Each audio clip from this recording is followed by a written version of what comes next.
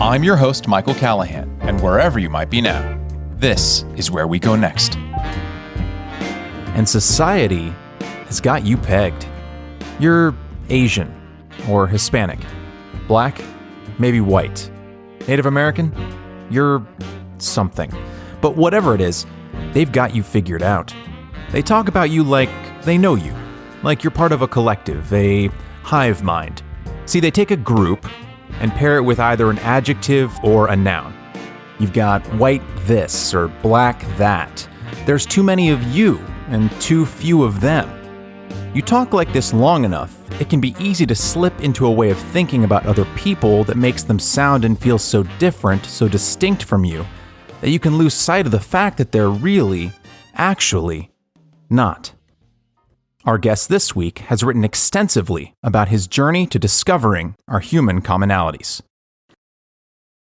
Rahmaan Mwongozi is the host of the Talking podcast and author of the memoir Inner Demons. He's a system and data analyst with over 20 years in corporations that include Fortune 500 players in energy, pharmaceuticals, and communications. You can follow him on Twitter at The Roxworld and learn more at roxworld.com. He goes by Rock, so I will say, Rock, thanks so much for coming on. Hey, thank you for having me. And just a quick clarification so that people aren't confused, I go by ROC instead of ROCK, if anyone cares. You got it. Yeah. So when I first reached out to you to bring you on, there were a host of things I could have talked about with you. You've got a podcast, Talking that we mentioned in the intro there, that at times feels very thematically and topically similar to this one. You work, as I mentioned earlier, as an IT business analyst in Manhattan, having worked for several Fortune 500 companies, and I do love talking about technology. You're a motivational speaker and author. As I referenced earlier, the book Inner Demons is an autobiography that details your life growing up, so there was plenty for us to discuss. But as I prepared for our interview and read your essays and selections from your novel, I realized that we had much more in common than just our shared love of podcasting. I really connected not only with how vulnerable and direct you are with your writing, but how similar many of our emotional and touchstones are. Not to mention the fact that we grew up about 30 minutes from one another in the Bay Area. So I thought we could talk about our experiences growing up using touchstones from your life as points of conversation and comparison. So yeah, I mean, that all sounds very awesome. When you did tell me that you grew up in the Bay Area and sort of the general sort of umbrella that we would discuss, I was very interested because, I mean, how often do you get to speak with someone who grew up in your same metro area to talk about all these social things and sort of our independent paths to growing up? And how old are you, by the way? I didn't ask. Yeah, I'm 38. 38. So I'm 44. So I'm a little bit older than you, but there's a lot of overlap there. So yeah, man, this is going to be great. Yeah, I think that there are a lot of similarities that we have from our time growing up in terms of interests and kind of the ways that our minds work, but also distinct differences. And I think that one of the things that you and I have in common, just based on what I've seen you post on Twitter, in your podcast and your writings, is I think you and I are both very fascinated in talking about and understanding our own identities and how we relate to both other people and to ourselves. And you strike me as a very introspective person who thinks a lot about not only himself, Rock in the world, but also how Rock thinks about Rock, which is, that is something that I think about a lot in regards to myself. I'm almost in my head too much. Yeah. So the podcast offers me an opportunity to kind of get out of it. Yeah, that's very astute. It's very, very astute and true. It was difficult growing up like that, as you could probably imagine. I mean, everyone has a fair amount of self-consciousness, but when that is sort of really hardwired, and then, just being an analyst by nature, there were some really, really rough years. It's very meta on top of meta. I do think a lot obviously about myself, but I think about myself thinking about myself to make sure that I'm being consistent with what I value, my plan it is that I'm working on. Being very consistent, being dependable, and being loyal are things that are very, very important to me. And so I guess that collection of virtues that I aspire to does tend to make one focus on themselves probably more than is maybe healthy at times. Well, I'm not sure if it's an issue of healthy or unhealthy, so to speak, right? In that Yeah. an over manifestation of any quality can become unhealthy if we let it. As Mhm. in introspection, and I'm sure you know this, introspection on its own is not an unhealthy trait. But if you get into a spiral of introspection, which we'll discuss as we kind of go through your biography, Yeah. it can become a kind of hell that you can trap yourself in. If you find yourself thinking about your own thoughts or your own actions too much, you can become trapped in kind of a cyclical, recursive tornado of your own thinking. Absolutely. Absolutely. And I'm glad you explained it that way because it is sort of like an inverse of the Guggenheim Museum. I mean, I live here in Manhattan, so people are familiar with that museum and has the very famous spiral. But imagine that going down, right? Mhm. You just sort of circle in very recursive manner. You just kind of corkscrew your way down into your own psyche, and finding a way out of that can be very difficult if you do not ground yourself in certain Yes. things or set certain waypoints to focus on and pull you out. And it's not something that you can't learn to not only just deal with, but maybe harness, but it takes practice. It's very lonely and at times it can be very painful. Absolutely. Absolutely. So let's just get into it. Let's start with your childhood. Hmm. I'm going to quote a passage from your novel, Okay. your autobiography, Inner Demons, and we can just start from there. Okay. So you say, quote, whatever trust I had in my mother was muted by her introduction of Otis into my life. I loved my mother more than anything in the world, but at times I questioned her love for me. Yeah. You write with such immediacy and it connects with me in a way that it's actually difficult for me not to get emotional reading about your stuff here. So if I pause, it's only because I'm connecting with it. So Well, I damn, love, man. yeah, Thanks, man. I have a very visual imagination. And so when I Uh-huh. read about people discussing their own past and their own pain, it's kind of automatically kind of imagine my own childhood. And obviously the touchstones won't be the same, but I kind of feel like I'm teleported back to moments that are similar. So Yeah. with that being said, let's continue. Hmm. She always seemed so stressed, and I suspected my presence was the primary factor for this. There were incredibly tender moments, like resting my head on her lap as she drove home from her second job of playing music at church. I would close my eyes and count the turns and stops as we made our way home at night. However fond I was of those memories, they were never enough to alleviate the depression that consumed me after one of Otis's beatings. End quote. So let's talk a little bit about how your relationship with your mom and your relationship with Otis kind of shaped the child you became. Yeah. I adore my mother. I mean, everyone does, but outside of her being my mother, as a person, as a character, I find her exceptionally fascinating. And I actually did a podcast with her maybe 2 months ago. So that is available for people to sort of listen in on who she is as a person. But so I always felt very blessed to have her specifically as my mother for some things that we can probably get into later. But when she introduced Otis to me, someone whom she met and had begun dating, immediately I didn't like him. But it was dismissed as most people would do to a 5, 6 year old. They don't know what they're talking about, quote unquote. However, I did know what I was talking about, and people over time have found out that I've always known what I was talking about. That's that introspection introspection part. And so when she didn't listen to me and they were married and then my relationship with him developed, I was just very disappointed in her because it was her job to look after me and to protect me and to put me above any and everything else within reason, of course. And I felt that she had let me down. And I felt that she wasn't listening or appreciative of how serious the situation was to me, regardless of how everyone else felt about it. I felt very, very strongly about the situation, and I was prepared to act on how I felt if no one else was ready to act on my behalf. And so I felt very distant from her during that time. And then the subsequent years afterwards, she and I had a very, very contentious relationship up until I was maybe around 12, 13 years old, perhaps maybe even 14, because I was trying to unravel myself from a deep well of anger that I had with my stepfather, or who soon became my ex-stepfather, with my mother, and then just as an extension, the world around me, because I felt that no one was really looking out for me. And so I had to figure it out on my own. And while that was very frustrating, that frustration felt very powerful at the same time. Yeah, I relate to that in my own small way. The passages that I read from your novel, although they didn't directly relate to my own upbringing, I came from a kind of stable middle class family. My parents were together since the day I was born, and they are still together today. They've been married for 40 years.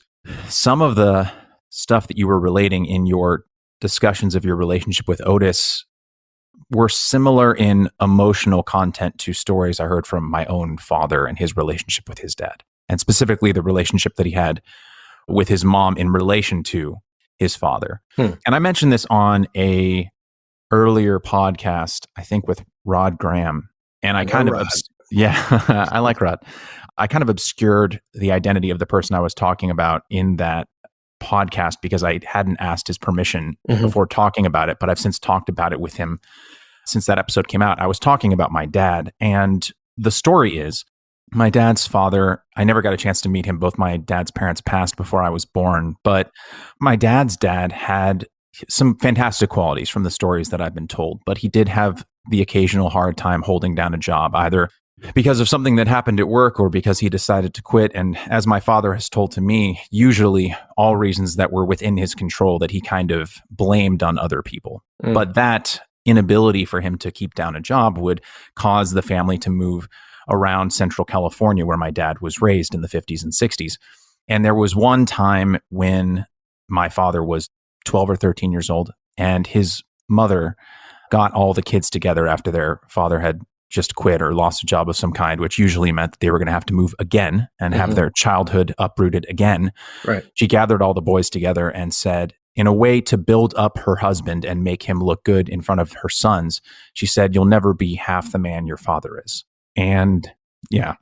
And see, the thing there is that saying that she said to my dad and her other sons in an effort to build up her husband and to make him look good kind of destroyed a part of my dad for decades, because the way he interpreted it was if I can never be half the man my father is, and my father can't keep a job, what kind of man will I be?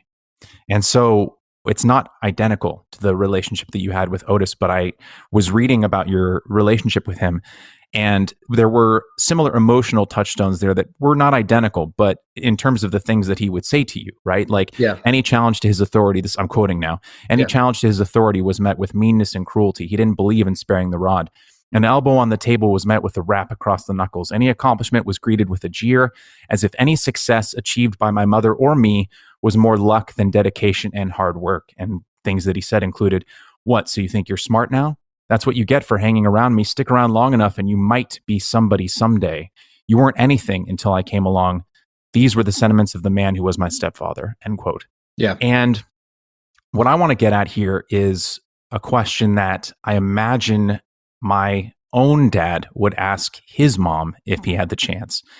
And maybe you've talked about this with your mom. It's really more the question of, when did you begin to see your mother as a full, I hope this question comes across the way that I'm intending it. Because when did you see your mother as a peer in addition to just your mom? Because for me, that happened in regards to my parents around somewhere in my early 20s, when I began to see my parents not just as people who had it all figured out, or people who made every decision with full insight and clarity, but rather as individuals who were kind of sometimes getting it right and sometimes getting it wrong and stumbling around in the dark sometimes. And when I had that realization in my 20s, it was both terrifying and it allowed me to forgive them for many things that I thought they had done on purpose. Does that make sense? It makes perfect sense. And I touch on it, as I alluded to before, I was always aware of the mistakes that other people were making, right? I don't know, call it a superpower. I always had sort of a well of disappointment in my parents. I was very upset that my sister was born. My sister is 3.5 years younger than I am. And I do remember, and I also I can still tap into a well of resentment for having siblings. All my siblings, and I have, let's say, my sister, and I have my half sister and my half brother, they all know this about me. They all know that I don't mean it personally. They just understand that I can rationally make the case that, yes, my life would have been materially better if I didn't have any siblings. So this is the personality that everyone has had to deal with. So I don't necessarily blame people for their reactions to me over the years.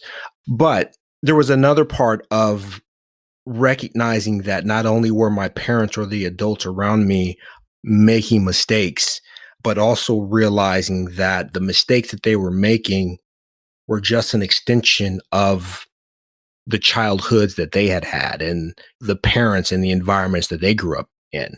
So, for instance, with Otis, and I devote a fair section in the book giving Otis some backstory. I didn't want Otis to be a two-dimensional villain in my story because I don't think that's fair to him as a person.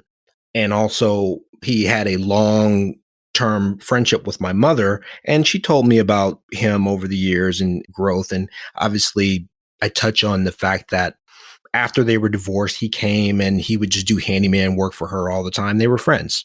But I touch on Otis's backstory because he grew up in Arkansas during the 30s and the 40s. And from what I understand, his parents treated him very harshly. And then you can imagine Arkansas during the early part of the 20th centuries wasn't a very hospitable place for Black people in general, but a young Black boy who was fairly headstrong and confident within himself, as Otis was. Yeah, I'm sure he was hit and sort of talked down to and really grew up in this harsh environment. And so as he grew up, that is how he understood how to raise children. And so he wanted to instill discipline in me, and he wanted to create this upstanding guy or upstanding man. He just didn't know how. He didn't have the tools. And then I look at my mother, and I had to understand that she grew up in a very domineering family, if you will. Her family is very religious. She was one of literally a dozen children in the middle. So she was always in a quest to figure out who she was. And then she met my father, and they were married at 21. I was born when my mother was 22. My father was 24. So in hindsight, now that I'm 44, I look back and I'm like, well, they were children. And even at the time, and I believe I was 13 or 14 when I really sort of developed this well of compassion for them. Like, man, dude, they're just trying their best. And even my father, who was around, my father was always around. My father actually beat up my stepfather. That was a nice pivotal moment there. But he grew up, his parents were partiers and alcoholics, and they're abusing him. It's that generation. I mean, our parents were sort of the baby boomers, but that greatest generation, enough can't be said about the amount of trauma that they absorbed in their lives, from whether it's growing up in the Depression, going off to fight the Second War, maybe going off to fight the Korean War, the huge shifts in culture and society around them, the fact that things like mental health were still, 40 years from really becoming something that people talked about. And so I was able to, again, with that introspection and that recursiveness, was able to sort of look at them, but then sort of drill into their backstory to realize that they are just the current iteration of threads that have been going on through all of history. And so when I was able to sort of see them in perspective, that they were just trying as best they could, my fear of my parents, or the pedestal that one puts their parents on, that disappeared. I mean, it was always crumbling, but that just disappeared. But also I developed like this well of compassion for them, particularly my mother, because as I sort of alluded to, she was everything. She was the foundation. She was holding my entire world together with her very large, but in a petite frame hands. She plays piano, so her hands are, she has big hands. But I just saw what she was doing and holding on to this life that she was creating for us just out of grit and will. I mean, I had to respect that. In the sense of, I started to see my parent as peers. I started to chill out on them a little bit, or a lot of bit, because I'm like, they're doing their best. Who am I to like give them more problems than they already have? Yeah, there was this essay that I tried to write years ago, but I never found a way to kind of bring it full circle. But the nugget of the idea of the essay kind of stuck with me. And it's this idea that you can think of kind of familial history, especially families that have dysfunction in them, which is every family, let's Every be honest. family, right. My dad said every family is dysfunctional. And if you ever come across a family that seems functional, run Yeah. because it's not real. Yeah. But I like to imagine it as kind of like a waterfall, right? With just kind of cascades of pain that just transfer down and down and down into the next generation. And that pain cascades because for too long, and even today in the 21st century, but especially in the 1930s, 40s, and 50s, long before therapy was mainstreamed. And I'm speaking as someone who 10 years ago, I couldn't bring myself to go to therapy for far too long because I was ashamed that I couldn't deal with it myself. But you go back to the 1930s and 50s, and the way that pain manifests itself is usually through unhealthy means, either through things like alcohol and drug abuse, physically abusing people that you love, who in your heart you don't want to. But the way that pain manifests itself is usually something that's really unhealthy. Fear. Yeah, that's exactly right. And only by recognizing and confronting the pain can you make something truly constructive from it, right? That's the only way you can really short circuit it. But you have to face it. You have to be like, okay, this is passed down to me from this person who got it from this person who got it from this person. And you can really trace it back all the way to the beginning of time, like a reverse dominoes.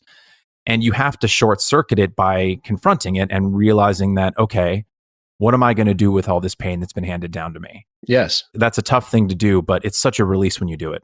Absolutely. I mean, I know my father doesn't drink specifically because his parents drank. And so that was sort of a marker that he laid down that it's not going to continue past this, at least for him. And so, yeah, my father's not an alcoholic, and I guess I'm not an alcoholic. I actually don't like drinking. My mother, her situation is a little bit different. She just likes taking care of people. My mother's just the most giving person. So her situation is a little bit different because, her willingness to be a giver and her job as being a mother, that kind of overlaps.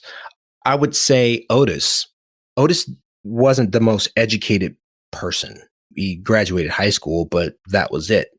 He was very keen on education, and it was through his urging that I was taken out of the private school that I was in and placed in a public school by using his sister and brother-in-law's address. They lived in Oakland Hills, so we used their address so I could then go to the schools in the hills because they were marginally better than the ones down on the flatlands. That's what we call not the hills in Oakland, it's the flatlands.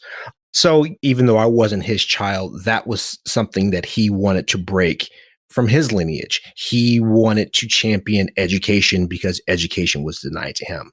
And so while the trauma and abuse gets shifted and moved through family lineages, you have heroes within families who take it upon themselves to shift the arc of the family, even if it's just a little bit, right? And those are the real heroes of all of our lives. The aunts and the uncles and the grandfathers and the fathers, sisters, mothers, whomever who decided, you know what, I'm going to take this piece of trauma and I'm going to, as you say, confront it, deal with it, and we're going to leave it here. We're going to drop those bags off and we're just not going to carry them forward. And that's generational wealth. Yeah, I completely agree. And it's something that Chloe Valdery talks a lot about. She was a previous guest on this show. But that idea of talking about wealth, not only in terms of material wealth, but also emotional and spiritual wealth is a really big part of her work. And I think it's so key. And I think that often we don't talk about that enough in society, whether it's because of the capitalistic nature of our obsession with things or a decline of spirituality in general. But the idea of harvesting spiritual and emotional generational wealth is something that I feel we should talk more about in society. And I'm so glad that you talk about it.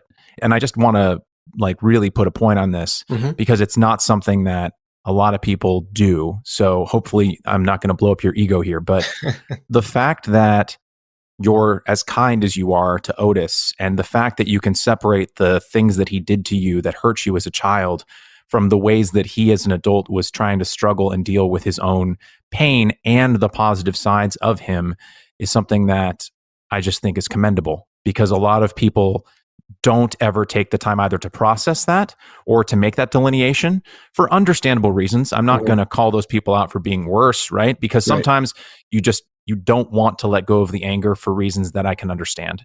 But the fact that you were able to separate those things without forgiving, I mean, I don't want to put words in your mouth, but it doesn't seem like you're forgiving him for the things that he did that were bad to you, but you're placing it in a larger context to create a fuller picture of a man who was complicated and in pain in his own ways.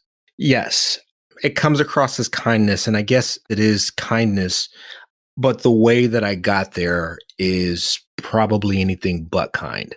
Two things. My first name, Rahmaan, it technically means the most compassionate. In Islam, Allah or God has 99 attributes. There are very similar things in Christianity, the Lord of Lords, King of Kings, all that other stuff. There's a similar and sort of codified list in Islam. So Rahman is the very first one. It means the most compassionate, or the most benevolent, or there are different translations for it. So I always sort of had that hanging over me. I say hanging over me because that's what it felt like for a long time. Right. Something you had to live up to. Something that I had to live up to. That growing up in Oakland, having a name that meant the most compassionate, that wasn't necessarily the vibe that I was trying to put off. Right. I mean, it wasn't the vibe that you wanted to put out there, because it was, it wasn't the easiest environment to grow up in. So that's one half of it. I've always had this thing that I kind of had to live up to. The second part, and I think probably day to day, the more impactful one, is the fact that as a person, so my therapist said that I have low need of affiliation, or some other term for it.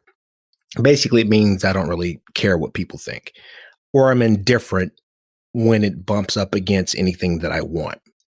So as I have gone through life, and even my understanding of myself at the time, I was an aggressive, manipulative person.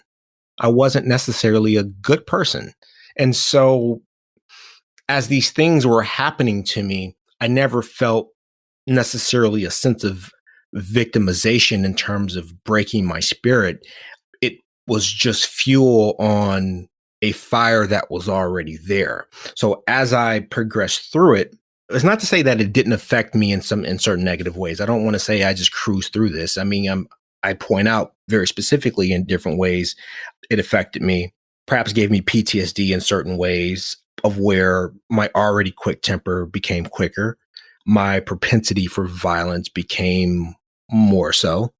I had to rein in for my own self-preservation. I mean, even with Otis, and I touch on this in the chapter, I opened up the book with this, I was going to kill him. I had formed it in my mind that if someone didn't do anything, then I guess I was going to have to do it. And I was dead serious about it. And then there was the fight with my father that Otis picked and lost. And then very quickly thereafter, they ended up getting divorced. So I never had the opportunity to see if I would really follow through on it. But again, as I say, as the years went on and I saw myself hurting other people, or this thing that I had that was already sort of indifferent to the pain and feelings of other people, as I saw that sort of growing, I had to rein myself back in. I went into isolation in a lot of ways because I didn't trust myself around other people. Through that self-preservation, having this name, and then obviously going through life and learning other lessons, my well of compassion for other people, it grew. And it grew because I had to learn how to have more compassion for myself. And as I developed it for myself and all of my problems, I'm like, yeah, I should probably give everyone else a little bit of a break. Yeah, and you talk about that feeling of isolation that was, some of it seemed self-imposed. You were kind of a lone wolf of a kid. You liked spending time alone, either in your room or riding around on your bike when you were in your early teens. But it was exacerbated by situations that happened in middle school. which ultimately led you to the first person that you called really a true friend, which was Remy. So I want to read a little bit from your autobiography that led you to that point. Sure. Quote, entering middle school during this period added another layer of variables to decipher. For the first time in my life, I was acutely aware of my blackness. What bothered me wasn't that I was usually the only black kid in many of my classes, but the fact that it was now a defining characteristic. I remember hurting my knee in class one morning, and when the nurse arrived asking which child needed help, my teacher casually said, quote, the black boy in the corner there, end quote. I never felt he intended it in any other way but to positively identify which child was in distress. However, as all eyes turned to me to acknowledge the obvious, I hated him. I hated him because he was a symbol of authority, and to that authority, I was easily summed up. All uniqueness casually dismissed, I was just a black kid in a corner, hurting.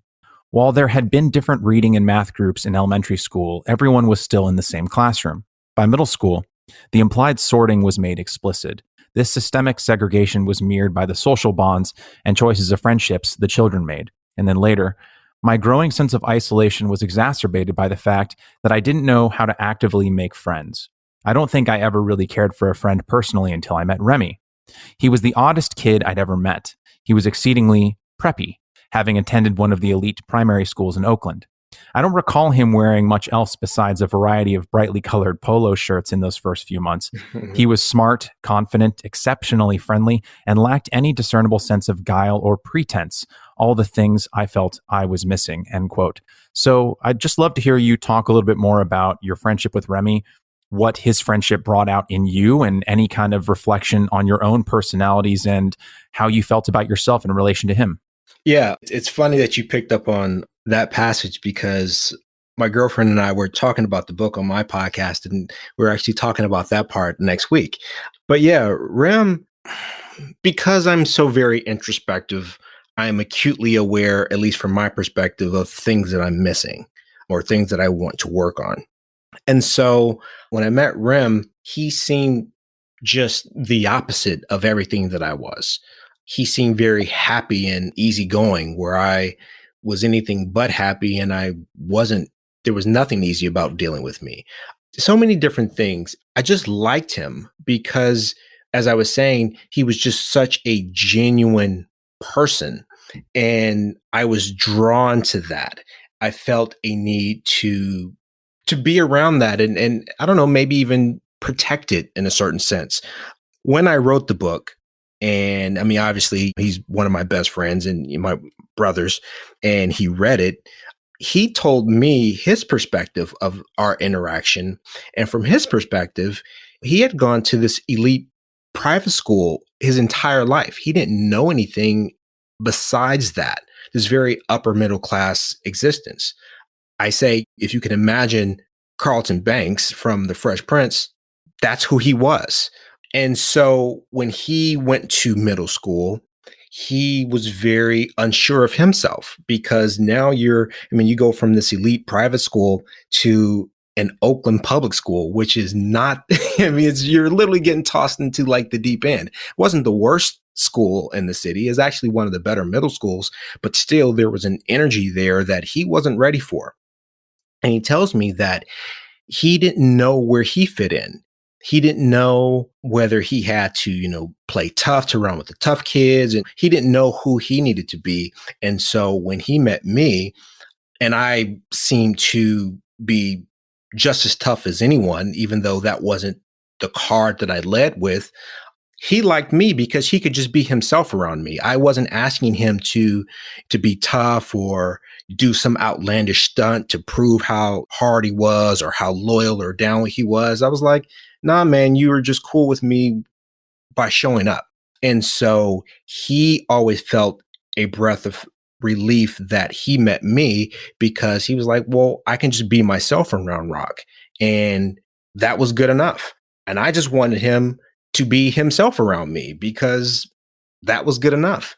And listen, we met, we were 12, and that's one of my best friends to his day. His mother, his father, his brother, aunts, grandparents.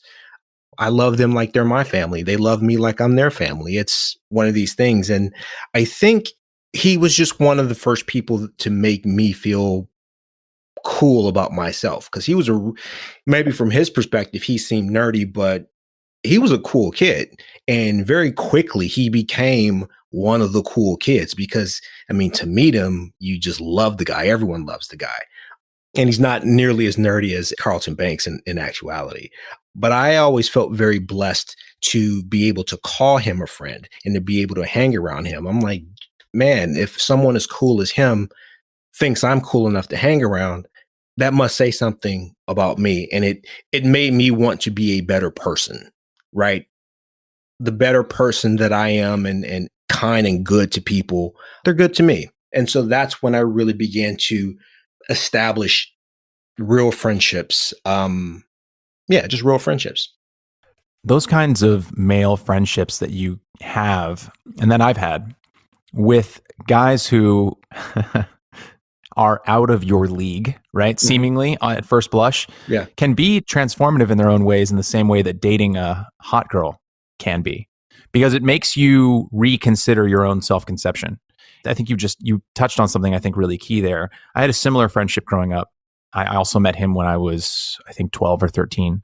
He was a all-star athlete and very popular, kind of a nerd, but like just good-looking, popular guy, super charismatic, kind of owned whatever room he was in.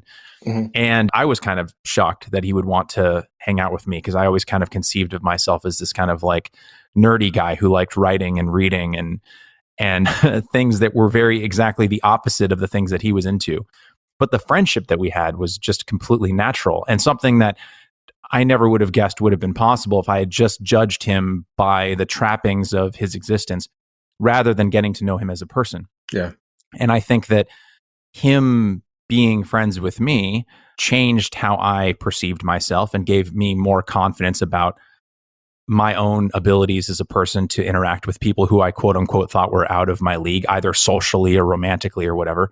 And it also gave me a much better understanding of the things that we think about other people are usually not accurate, and that we imagine a version of a person when we see them before we know them, who we kind of construct in our minds out of stereotypes and things we know from television and other things. You're like, oh, that person would never want to be friends with me because you know all your flaws.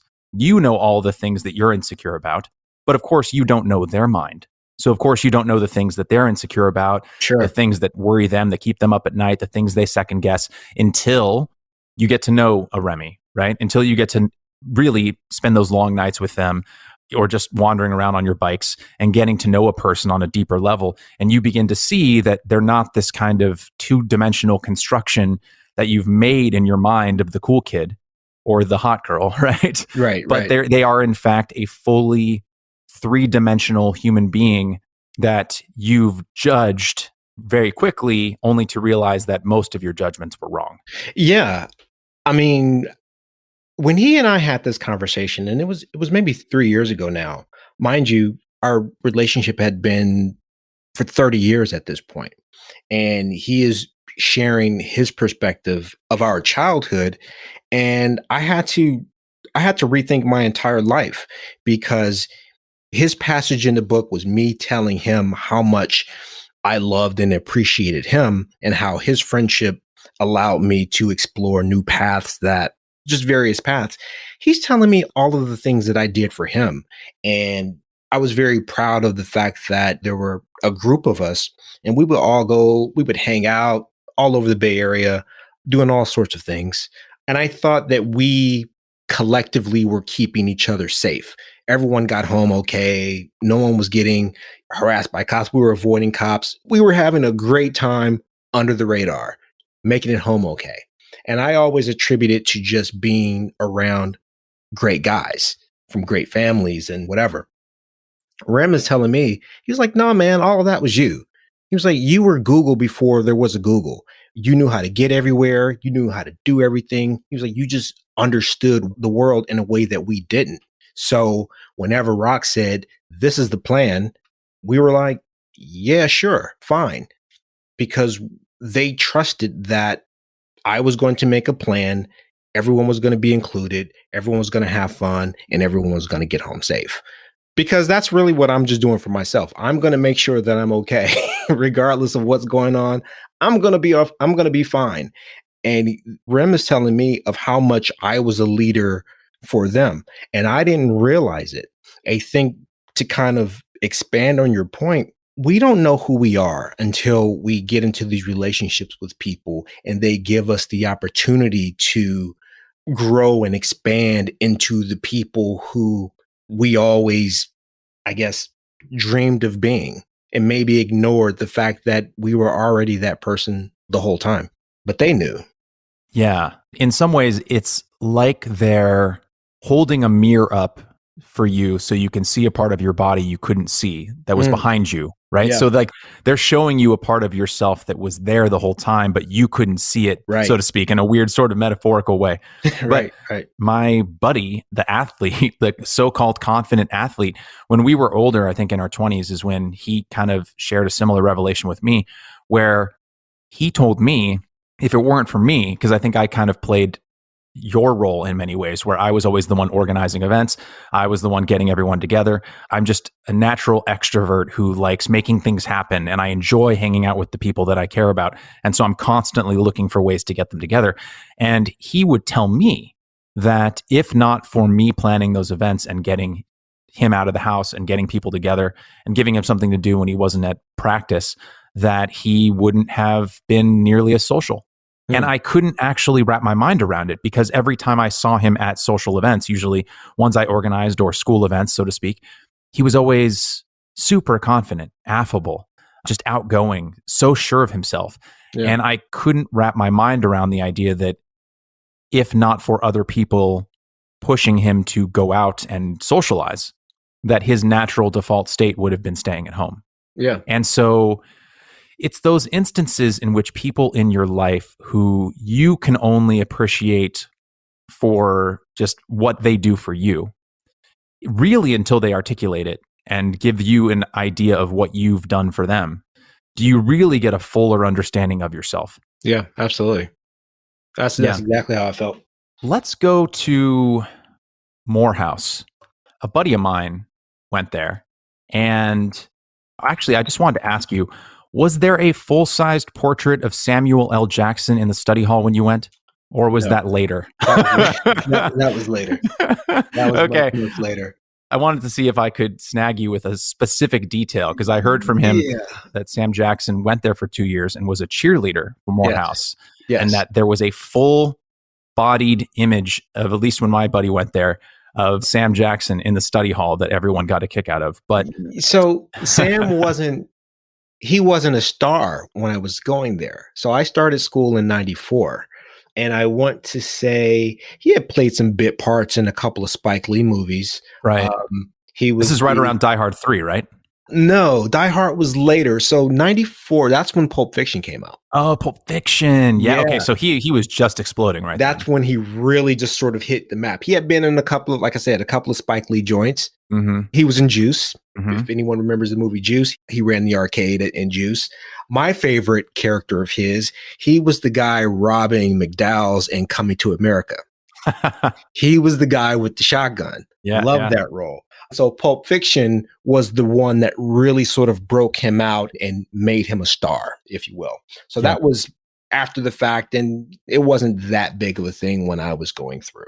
That makes sense. He wasn't the icon that he is today. He wasn't the icon. Our big icon at the time relative to Morehouse. I mean, we always have MLK, but Spike Lee, right? He was really just sort of really moving into prominence then.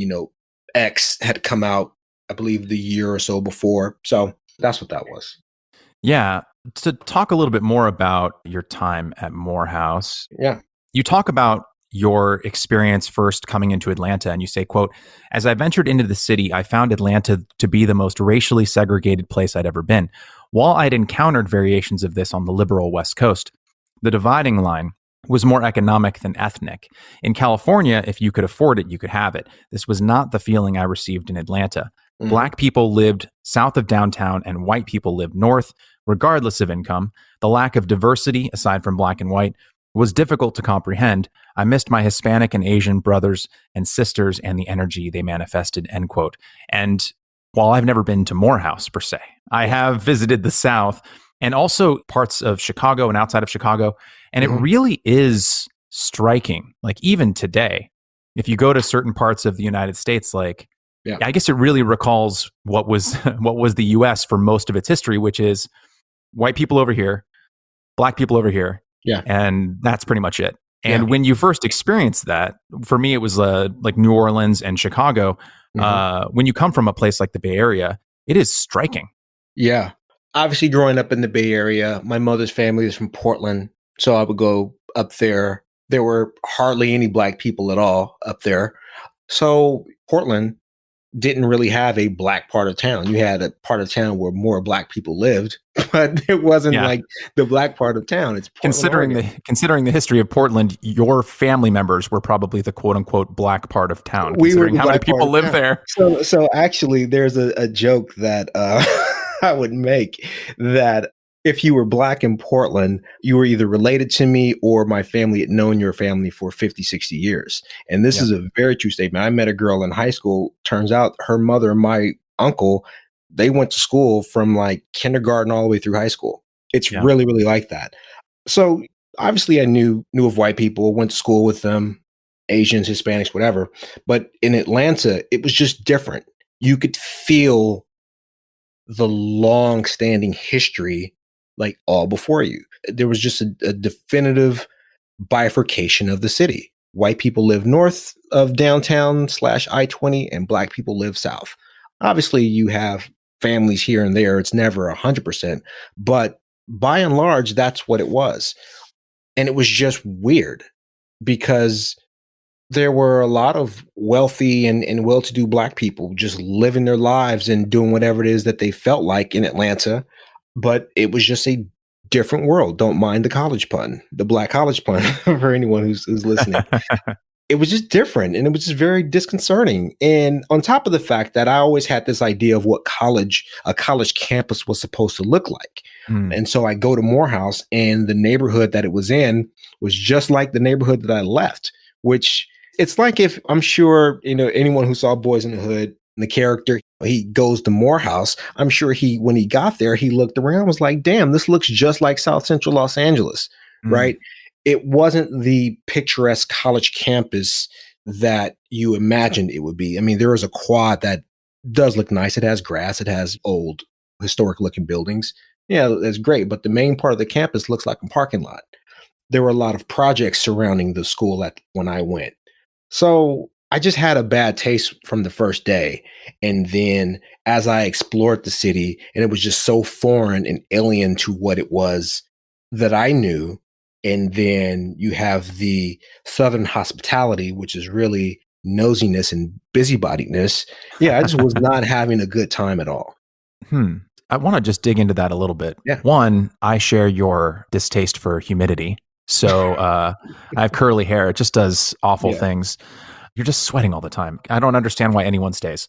Well, it's winter here now, so I would love some of that right now, to be honest with you. I'm looking at ice out here. Oh gosh. Yeah, no, it's 63 here in Los Angeles. So humble brag. But I want to dig into that a little bit because I recently, and this is slightly off topic, but you said something that kind of stuck out to me. There was a recent article by Charles Blow that talked about his desire for Black Americans from all over the country to move to the South to kind of create a voting bloc that can vote in policies that would benefit African Americans, right?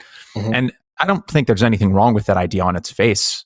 But I think the question that it then puts in my mind when you talk about the kind of stark differences and the kind of culture shock that you experienced when you moved from Oakland to the Morehouse campus and general Atlanta, I'm trying to figure out how the Charles Blow vision of the move compares to your movement from Oakland, where you were living in a predominantly Black part of Oakland and were going to a school that was majority Black and had majority Black friends. And then you go to Atlanta and Morehouse, which is obviously an HBCU in I think a majority Black city. And yet you experienced a culture shock, which again, seems like a natural thing because you're going to an entirely different culture. But I'm trying to figure out how we reconcile these larger narratives of oh, well, if we just move here, we'll all be Black people and that'll be fine. Yeah. When in fact, it makes more sense to me what you're describing, because I've experienced similar things when I move or visit other parts of the country. When I see other white people, when I spent some time in Virginia on a film shoot, I felt like an alien. Yeah. I didn't understand the slang. I barely understood some of the accents. I didn't feel like they were my kin, so to speak. Yeah. So I don't really have a larger question here, but I kind of just wanted to get your thoughts on this kind of larger national dialogue that's happening and compare it to your personal experience going through that culture shock. Right. So we'll step back a little bit. I think Oakland might be one of the most heterogeneous cities in the country. There actually is no majority. There is almost an even quarterly split between, let's say, the four ethnic groups, if you will, white people, Black people, Asians, and Hispanics, big blocks. Obviously, you can get down to specific cultures and ethnicities within them, but that's kind of what it is. And because of Otis's quote unquote benevolence, I went to Skyline High School in the Hills, and the school mirrored the city of Oakland. Everyone was more or less equally represented.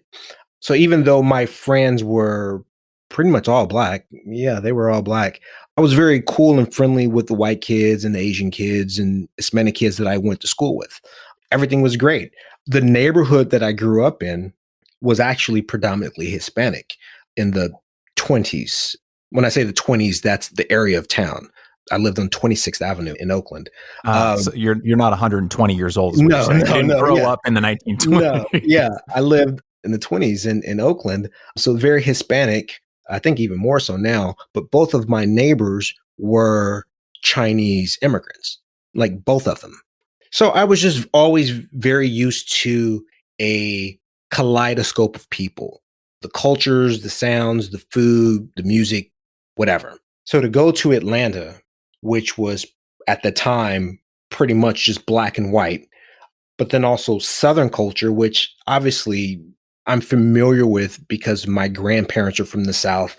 Black people just generally have a very strong connection through the South because one form or another, our families have spent time there or still have a lot of family there. That's a historical understatement. Yes. Yeah. Just going back there, it was alien because it was the South. And I'm from 3,000 miles away, just a completely different culture. And so even though I went to a city where, let's say, my ethnicity was even more represented, that wasn't my culture. It wasn't my day-to-day culture. There was a very meta culture. We were all Black in America, but the day-to-day comings and goings, what I like to do, which is culture is just a fancy word of this is the stuff that people do. There was just two different cultures. I would say it's akin to Spanish culture and the Spanish derived cultures in South America, or American culture and British culture. They're similar, but they're vastly different. And so when someone like Charles Blow says, hey, why don't we all get Black people to move down to this one area or over here so that we can all do this thing together? I have several issues with that.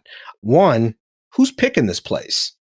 Like, I don't really like hot weather and sweaty weather. I lived in the South the vast majority of my adult life, and the humidity and the heat, after a while, I just can't stand it. I like California weather. If I want to be plain, it's perfect. I like that. As we've stated previously in this podcast, I don't necessarily get along well with people. To a large extent, there are large parts of my personality that actively dislikes other people.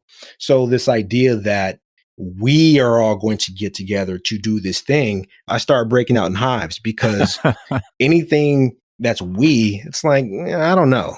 You might want to count me out. I like being alone. I like being able to move as an individual.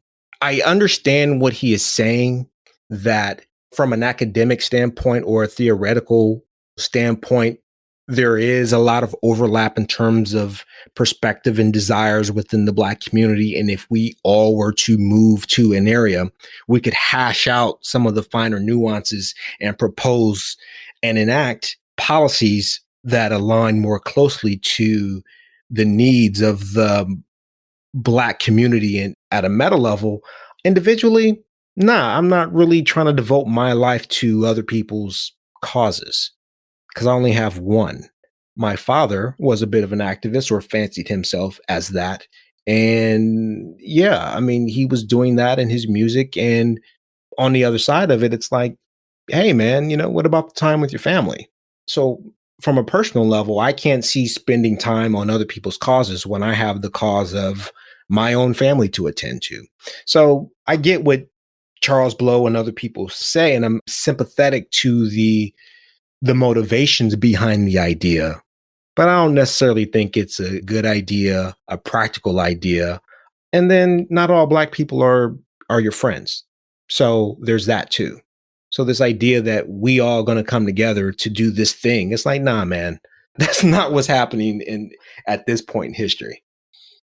Yeah, I totally get that. There was a lot of talk like this when I used to run in activist circles. And I've talked about this on the podcast a bit from like 2013 to 2018 because of a woman I was dating and very much in love with. And very much like you, I could understand statements like the ones that Charles Blow is making and the ideas. I totally get it, right? Like I've done the reading, so to speak. I understand the historical injustices and the common bonds that bring people together under a common cause to fight for justice and for causes that they believe in. Totally get it. And I understand that there are times and places in which people who have shared a similar history of oppression come together for a group action that ultimately benefits all of them. Like, totally get it. But where some of that language started to sort of blur for me as I was going through this relationship and kind of mingling in these circles is if you're not careful, that language goes from this sort of academic idea of let's get all these folks together who share an immutable characteristic in order to fight against a system that judges them based on this immutable characteristic, which we can all agree is wrong and we should fight against that thing. It then starts to potentially blur it into, well, all the people with this immutable characteristic might have other things in common, really, if we get them all together. And that's where I was like, oh, okay, whoa, hold on one second. And that's why some of the stuff around the Charles Blow conversation makes me a little uneasy because, like most academic or economic broad discussions, it kind of can obliterate the fact that what you're ultimately doing whenever you do any sort of group action, whether it's unionizing, getting folks from minority backgrounds or religious backgrounds or name the background, and you bring them together to do something collective, you are ultimately bringing together individuals who are all different. And when you grow up 3,000 miles away from someone else, sure, you are both racialized as Black, but you have different slang. I mean, take Michael B. Jordan, for instance, right? He had to study entirely different dialects and entirely different cultural backgrounds to be in the movie Creed and to be in the movie Black Panther, because there is an entirely different cultural background between being a dude who grew up in Oakland as a Black man and a dude who grew up in Philadelphia as a Black man. Yes. And they're both Black, right? I mean, it's Michael B. Jordan in both roles. Yes. But you can't just walk into it and be like, well, I've done my homework, guys. There's an entirely different cultural foundation there. And the thing that worries me, and this is kind of the broader sort of in the background, you and I discussed this a bit in our texting up until this point, the kind of broader thing that I sort of wanted to use this conversation to sort of get at, which is how do you preserve the individual? Like, how do you preserve rock as rock, right? While also recognizing that there are commonalities and cultural touchstones that do bind people together because of shared experiences they've had throughout time. Does that make sense? Yes. No, it makes perfect sense. It's the question of my life. So I think there's a misdiagnosis of the problem. I was speaking about this with, I think, either John Wood or maybe it was Rod. We're no longer under a specific identifiable mechanism of oppression. Up until 1964, 68, whatever, it was very, very, very easy to identify where the pain points are because they were all written down, right? It's like Jim Crow was a thing. Redlining was a thing. These were very overt and specific policies. And so with this very overt and specific threat, that is an environment that needs sort of singular organizations or very prominent leadership to tackle these very specific problems. And so that's where you get these huge movements. You had your MLK, and you had your Malcolm X and Medgar Evers and all these different people, Marcus Garvey the years before, Julio Cesar Chavez, all of these different people, right, who were trying to tackle very specific issues. But now this environment that we currently find ourselves in, the issues aren't so overt that way. We all understand that all of our bureaucracies and systems are legacy, and that there are threads through them that aren't conditioned or designed for everyone. That's what people call systemic racism or systemic sexism or all of these isms, right? It's just, again, people doing the same old stuff that they had been doing until they figure out enough people don't want them to do that anymore. And then you change. All of that is to say, the issues today is sort of, they are individual issues. So while Black people were redlined into poverty in a lot of ways, we weren't given favorable loans and different things, the solution still is a very individual one, in the sense that it is up to every man, woman, and child to elevate themselves economically, financially, culturally, within the family. As we talked about those threads of trauma that chases through history, there are collective things that we can do. A lot of that is just very individualistic. You have to build skill within yourself. We need accountants, we need lawyers, we need doctors, we need IT professionals, we need plumbers, we need electricians. We need all of these different things if we are going to build this community that we say that we want to build. People look at the Jewish community or the Asian community, or even with Hispanic community, there are things that we can take from them as an example, but our histories are just different. Our histories are different. We are long time citizens of this country. We're woven into the fabric of this country in ways that other groups aren't. I mean, Black people kind of don't exist outside of the United States. Now, that's a very controversial statement, right? There are Black people, quote unquote, everywhere, but the heritage of, as some would say, being descendant of slavery in this land, that is a very distinct history. And where we are today is we just don't have those overt laws in the books like Jim Crow and all of these different things. And so I think we haven't shifted the narrative in terms of what we need to do in order to elevate our community. And when I say we haven't shifted the narrative, I want to say it's people like Charles Blow. I want to say it's people who have access to the New York Times and various media and corporate apparatus. It's not what's going on the ground. You can talk to all manner of people and you see what's going on with your family. And it gets back to what we were talking about earlier, is that there's just long thread of trauma that Black people, very specifically, I just want to focus on Black people, that we've been dealing with. And we know that we can't look for outside help because it's always going to be late. Even if that outside help is getting an organization of Black people together, it's kind of a backhand joke / diss amongst Black people that we can't work together. So instead of waiting for this apparatus to be built around us before we can then perhaps elevate ourselves, everyone that I know is doing it on their own. They've broke the chains of addiction within their family. They have moved their education further along. If their parents got bachelor's degrees, they have masters and doctorates. They've gone to Ivy Leagues. They've built businesses. They've built families. If their parents got divorced, they're together with a nuclear family with multiple kids. If they weren't able to avoid divorce, they're still very involved with their children. We're not losing people to the latest wave of drugs or the latest wave of incarceration. Now, I know that I'm speaking from a very specific segment of the Black community because, as people say, it's not a monolith. There's still people living in 2021, the same as I was living back in 1982 in the middle of, well, I guess crack came a little bit later, but there's still people living in what they would consider hell.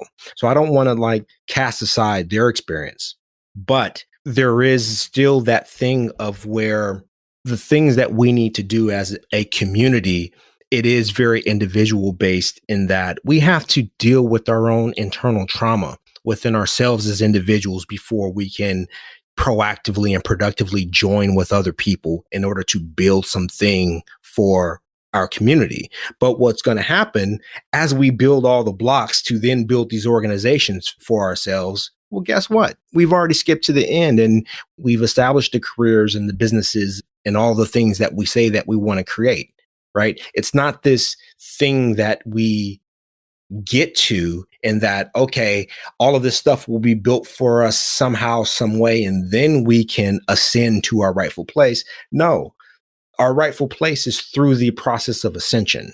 This whole idea of we all have to move to this one place before we can then start. It's like, nah, man, you're already several steps behind, if that makes any sense at all. Yeah, it does. It makes a lot of sense. You alone just kind of encapsulated a conversation that I heard between Camille Foster and Van Lathan. I think I'm pronouncing his last name correctly. He once worked at TMZ. Yes. He's a journalist in his own right, I believe. Yeah, and they had a back and forth where they kind of spoke about this exact topic, with Camille kind of playing one half of what you just said and Van playing the other half of what you just said. For me, listening, obviously, as a white dude, Sure. I was listening from an outsider's perspective, but I found myself agreeing with both men pretty much the entire time, in that they were both making completely legitimate points, which I think speaks to the tension that exists when talking about a community as both a collective and as a collection of individuals, right? And that tension, as you mentioned, I think it's much more prevalent now and will become ever more prevalent as we move further and further away from the 1960s, as Black Americans kind of splinter off into different areas of the United States. They pursue different career objectives. And I do wonder, and this is largely based on a lot of conversations I've had, not just with close friends of mine, both who are American descendants of slaves and also Black immigrants, which again speaks to your whole point of it's difficult when the same word can mean both a culture and a global race, right? Yes. Because capital B Black, and I'm not telling you anything you don't know, is a very specific, and I talked about this with Razib Khan in an earlier episode, like there is no one who has been in America as a country, aside from the Native Americans, longer than either the original white settlers pre-1790 and the Black slaves they brought over around the same time.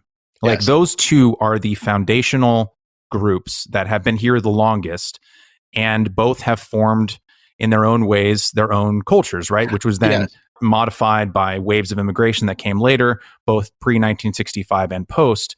But so I wonder, and my larger question here, and we can talk about this now, we can table it and talk about it more after Tulsa, but it's a tension that, at least to me as an outsider, I can recognize that it seems to be building to a head, which is, what is quote unquote Black culture? How do we preserve it? Right? Should we? What does it mean as we become more and more diverse across the strata of the economy and the society? And is it something worth preserving? And what does that preservation entail? And do we just embrace the fact that it will dissipate and change as all cultures do? I hope I'm being articulate, but it's something that when I try and talk with folks online or friends, I find myself kind of tripping over my own words, because I feel like I'm trying to wrestle sand or try to hold like a piece of jelly in my hand, because it feels so slippery, which I think conversations around culture, no matter who you're talking about, often do. Yeah. It's a very, very complex question. And I wrestle with it because even though I am extremely individualistic, maybe that's my Americanness, I have an affinity for Black people, Black culture, Black heritage, because this is the heritage that I grew up with. This is the heritage that was gifted to me. And I do feel that it's a gift. All the slavery stuff, all the Jim Crow stuff, the good and the bad and the ugly, I think it was all a gift. And the way that I can best pay that gift is to claim what I want from this country. So I actually recently, and I mean, I would say within the past year, I've learned of my oldest ancestor that I guess we can track. My mother's mother, so my maternal grandmother, I believe it was her grandmother, or maybe it was her great grandmother. She was brought here in, I want to say like 1805 as a teenager, 13, 14 years old, brought here as a slave. And she died, I want to say sometime in the 1920s. She was about 120 years old when she died. And that's how we know about her, because she was profiled in the town where she lived there in Texas. And so they knew her whole history. Were you able to find that profile? Were you able to read her own work? I can't even imagine the things that woman lived through. No. So it was a profile on her. My mother sent it to me. I can't remember where exactly is. But yeah, I mean, she was known, right? Obviously, she lived 120 years. And so, she knew several generations. I believe my grandmother may have met her, actually. But as you were saying, here from like the very beginning.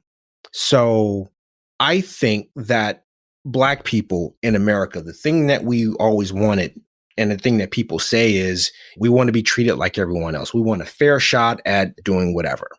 That's the end result, right? So I'm like, let's just skip to the end. I'm not interested in people liking me or caring about me and everything like that. I need people to stay out of my way. I'm going to go about pursuing all the things that it is that I want to do. That is what I believe my contribution to Black culture is. Another person saying, yeah, Black culture means you get to define who it is that you want to be. It's hip hop, right? Hip hop is Black culture. If there ever was an element of Black culture heritage that can perfectly sums it up, it's hip hop, right? We take all this stuff around us and we create something brand new out of it. And we're going to do that over and over and over and over and over again. And I love that about Black people. And I love that about my heritage. So I want to always champion the fact that our end game is every single one of us doing whatever it is that we want and pursuing our dreams and our aspirations.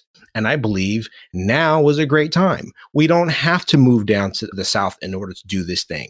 Wherever you are, you can take over your block. As they say in hip hop, the way to become a hip hop star is actually kind of easy. It's hard, but it's very methodical, right? Be the hottest artist on your block. Start there. From there, you become the hottest artist on your side of town. Then it's the whole town. Now it's your region. Now it's your state. And it just grows and grows and builds from there. And you can do that from Oakland. You can do that from St. Louis. You can do that from LA. You can do that from New York. You can do that in Atlanta. And you can build these mountains and these empires all over here. And you grow and you grow and you grow until you look around and all your people are sitting high on hilltops and mountains. And you've built an empire. You've built a successful environment. When we look at these other groups of people that are admired for their community, right? They don't just have organizations that are doing things for the community. You have people doing for these organizations. They're putting into the pot. They are coming to the table with something, right? You can't just say, I have this organization to take care of all the issues of Black people, because where are they going to get the resources from? Where are they going to get the expertise? Where are they going to get the skill? Right? You have to show up with something. You have to make sure that your family is taken care of and established before you can go out and save someone else's family. So when people start talking about, we Black people, we have to do this, we have to do that, I'm like, what are you doing for your family? Is your family good? Are they straight? Have you set up savings accounts for your children? How's your life insurance situation? What is the generational wealth are you handing to your children in terms of their emotional stability, their physical stability, their financial stability? You have to work on all of these things first before you can go out talking about all the stuff that you want to do for this nebulous idea of quote unquote the Black community. Because as I was saying before, not everyone Black is on your side. Not everyone Black is trying to reach the same places as you're trying to reach. So this idea that we all aren't going to be okay until we all are okay, it's like, man, dude, that's nonsense. It's never going to happen. We need to be more practical and realistic and take a practical, realistic and militant attitude into everything that we're doing, whether it's your education, whether it's your career, whether it's your relationships. I'm tired of hearing all these stats about what Black people can and can't do. That's the past. Just go do it. And if you don't know how, go ask someone. There's no excuse to be making these same excuses anymore, right? We have supercomputers in our hands. All the information in mankind is literally at your fingertips. So I'm in a position throughout my career to influence other people's careers. People apply to my company for internships.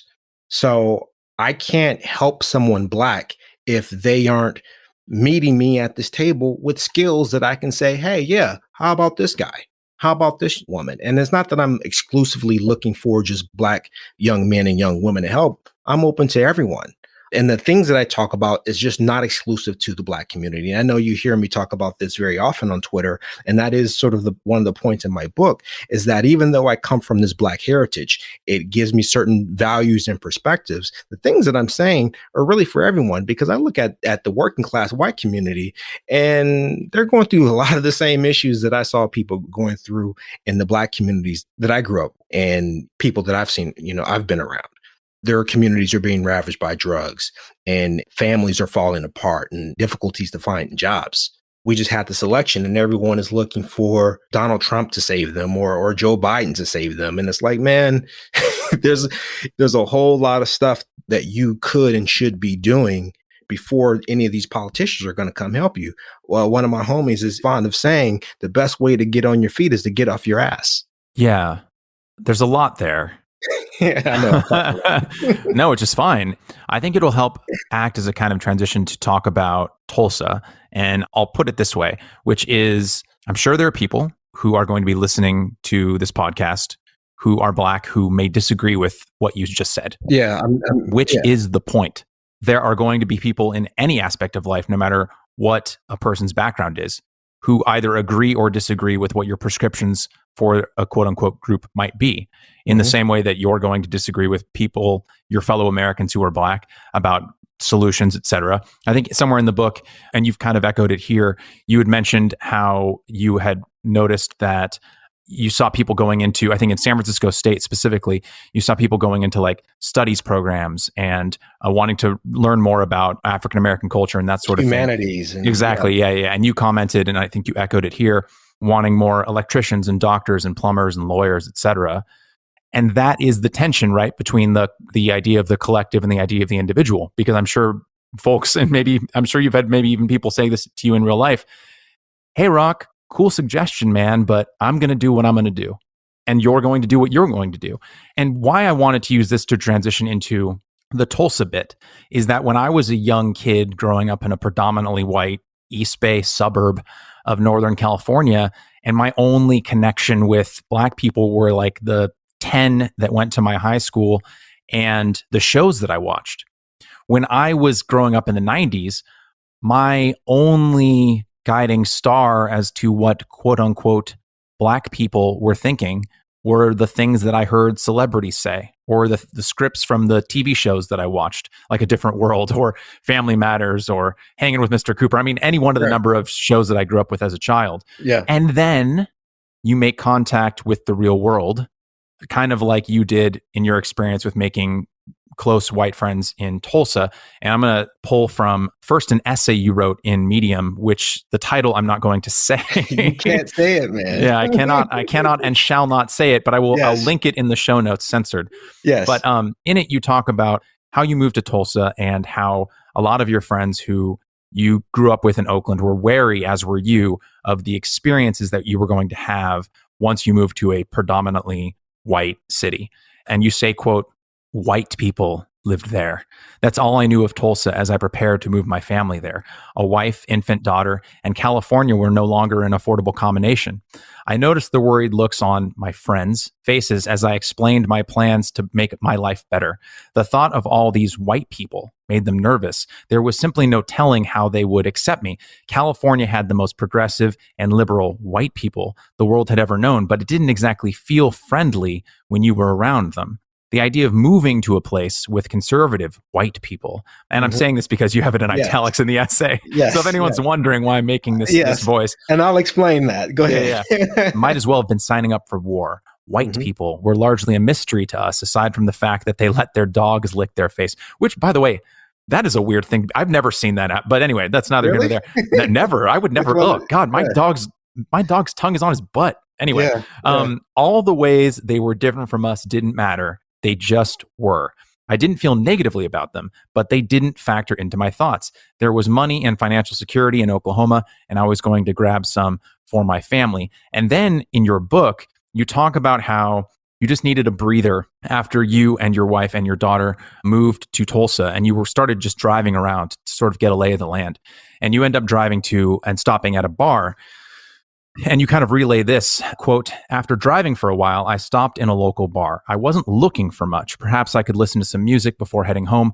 Walking into that bar, I was again reminded of my uniqueness relative to the patrons. It wasn't that I'd never been the only Black person in a bar. It was just that those places were usually more upscale and in cities known for being more diverse. I may have been in the bar for 5 minutes when a gentleman sitting further down the bar called out to me. He greeted me, asked my name, and then offered his. He asked what had brought me to town, making it clear that everything about me screamed that I wasn't a local. My brief response concerning work was greeted with congratulations and the offer of a beer. Because I wasn't planning on staying long, I politely declined, but he made a point that it wasn't right to sit in a bar and not have a drink. He then ordered me a Bud Light on his tab, end quote. And I'll stop just reading your own words back to you, but then you go on to talk about the first interaction you had with a white family and the friend you made who was the tallest man you'd ever met. And perhaps we can use that as a jumping off point. Yeah. So I think I need to give an explanation of that essay. And the essay, what I was doing, I forgot exactly. I think it was basically, it was a conversation about the N-word. And I will respect your podcast and not say it, because I actually don't say it. I don't really say it. I don't say the word anymore. But what I was doing was, both my parents are musicians. I grew up in music. I was actually going to try to write a song today. And so I have this extremely creative side, particularly when it comes to music and songwriting and whatever. So when I wrote that essay, I wrote it as if I were writing a song. The entire essay is a piece of art. And so I use very inflammatory language in that art to make the readers uncomfortable so that they understand the weight of words and the stereotypes that we place on words. So throughout the essay, white is in italics because I wanted to signify the Black projection of what whiteness was, what white people were like, letting dogs lick you in the face, putting raisins in potato salad, which no one ever does, but it's just some do. Some do. Okay, and we avoid them. We avoid. Yeah. But it's that stuff, and so I wanted to juxtapose white, quote unquote, as sort of a pejorative with the N-word as a pejorative, but then also as a term of endearment amongst individual groups of Black people. And I say it very specifically that way because, contrary to popular belief, I can't just go up to a group of random Black people and start dropping that word. It's not like that at all. I will find myself in trouble the way you would find yourself in trouble. Because not every Black person is comfortable with that word. Some do find it offensive in all forms and are willing to fight you over it. And two, even if you know that these guys, let's say they love hip hop and they're all as Black can be, right? I can't just go and walk up on these people and just start dropping N-bombs because I'm not their friend. I don't know them and it's an insult. I want to just really juxtapose those two words because the whole point further on in that essay, I talk about how my newfound white friends never use that word. Right? They found it offensive. It was, as you were, saying, it's a word that you just will never use out of respect for what it means and how it has been used. And so as I'm with my new white friends and I'm observing the respect that they have for that word and for Black people and how they just don't use that word as a manifestation of their overall respect, I had to look within myself to say, man, these white people, quote unquote, italics, whatever, they are showing more consideration for Black people and what that word means than I am, because I'm singing all the words to all the Dr. Dre, all the Too Short, all the whatever. I'm frequently calling my friends this word. And I had to reflect within myself, is the use of this word, does this accurately reflect the love and admiration that I have for my people? And I had to say, no, it doesn't. And so the culmination of that essay is me no longer using that word, and then also no longer using the pejorative of white people, because people are people, and there's value in understanding people individually. There's a richness to everyone's individual story, whether it's these overarching ethnic groups, and there's a richness to that history and that legacy, or then individually. And so, as you were saying, good friends help you find the better parts of yourselves. I found a better part of myself by just hanging around with more white people. I found more respect for Black people by hanging around other people who are white. And so that was the whole point of that essay. My friend, who recently just had a heart attack, and so I want to kill him, as you mentioned in the book, he's a musician. He's a bass player, right? This is Dave we're talking about? Dave, man, my man Dave. I mean, who doesn't like a bass player, right? Always the coolest dude around. And so I was able to hang out with Dave and his wife and his daughter and my daughter. They grew up for the first 10 years of their lives, best friends. My family, like I said, he just had a heart attack, last week. And so I'm feeling scared for him because this is one of my best friends. But Dave and his family, this was the first white family that I spent real personal time with, birthday parties and weddings and just random Tuesdays. And I'm too drunk to really drive home. So I'm just going to crash on Dave's couch, having dinner, just impromptu dropping by, and, oh, they have to run errands. And so I'm going to watch the girls while they go out on errands. Or after I got divorced, the fact that, not just Dave, but my other boys in Tulsa, they helped not just me, but my family, myself, my daughter, my ex-wife. We were all still friends. We were all still family. And so I saw my ex-wife all the time. Her and Dave's wife, they were really good friends, and our kids were great together. And they made it very clear there were no sides that were ever going to be taken. We were all family. My ex-wife and I, we were going to have to figure out how we felt about it, because no one was getting fired. No one was getting ostracized. And as you can imagine, being divorced in a town where you don't have people you grew up with or a real family, how that could be scary and very anxiety inducing. But I was with people who loved me. And when I was having financial difficulties, because, divorces are expensive, my other boy stepped up and helped me out a little bit here. And just everyone did a little bit to help my family make it over that hump. And it's like, how can you not love people who love you just for being you?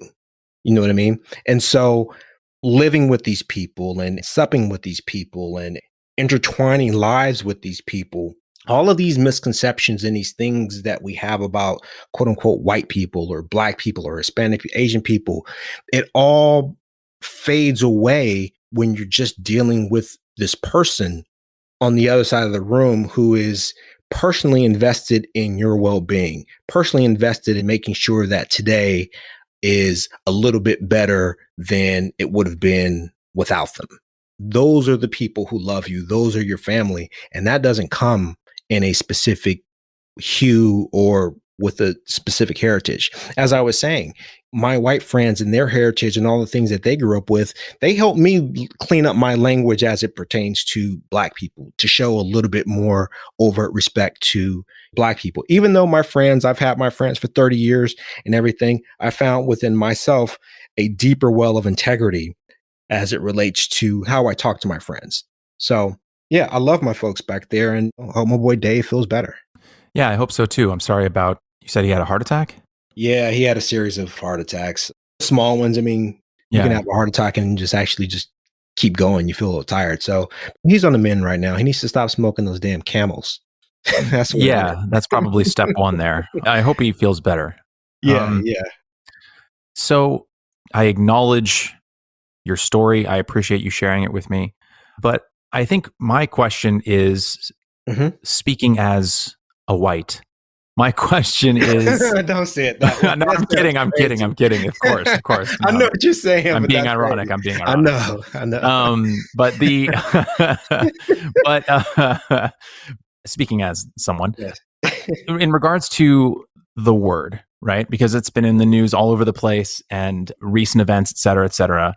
And it's not that I want to push back on your own lived experience because you lived it, you went through it. I totally understand as best I can and respect that. So that I want to put that out there. Sure. But, and again, I wasn't there for these conversations, but I can speak to my own relationship to that word, which is, you had said that the way that they talked about Black people made you reconsider how you were talking about them yourself. And I think from my perspective, the white people I know, and myself included, yes, obviously we don't use that word out of respect. I mean, anyone who is a upstanding person and cares about their fellow human beings won't use that word out of respect. But there's also, I feel like, an understanding of just the pure power imbalance rooted in who's using that word and for what purpose, and how people who looked like me in the past, you know, who I didn't know and were alive well before I was born, but people who looked like me used that word in very specific contexts. I would only offer my perspective in that, yes, of course, people don't use slurs to refer to people they care about. That goes without saying. I mean, at least as far as my relation to slurs, right? But I think there also is that understanding amongst upstanding white people, you could say, that you never use it because of the historical connotations of who was using it against who. Yeah. And so I guess just to offer you an opportunity, if you want, to further clarify what you were saying, I think that there might be some who, when they hear like the phrase, like, white people taught me how to love Black people more, I'm paraphrasing there. Right.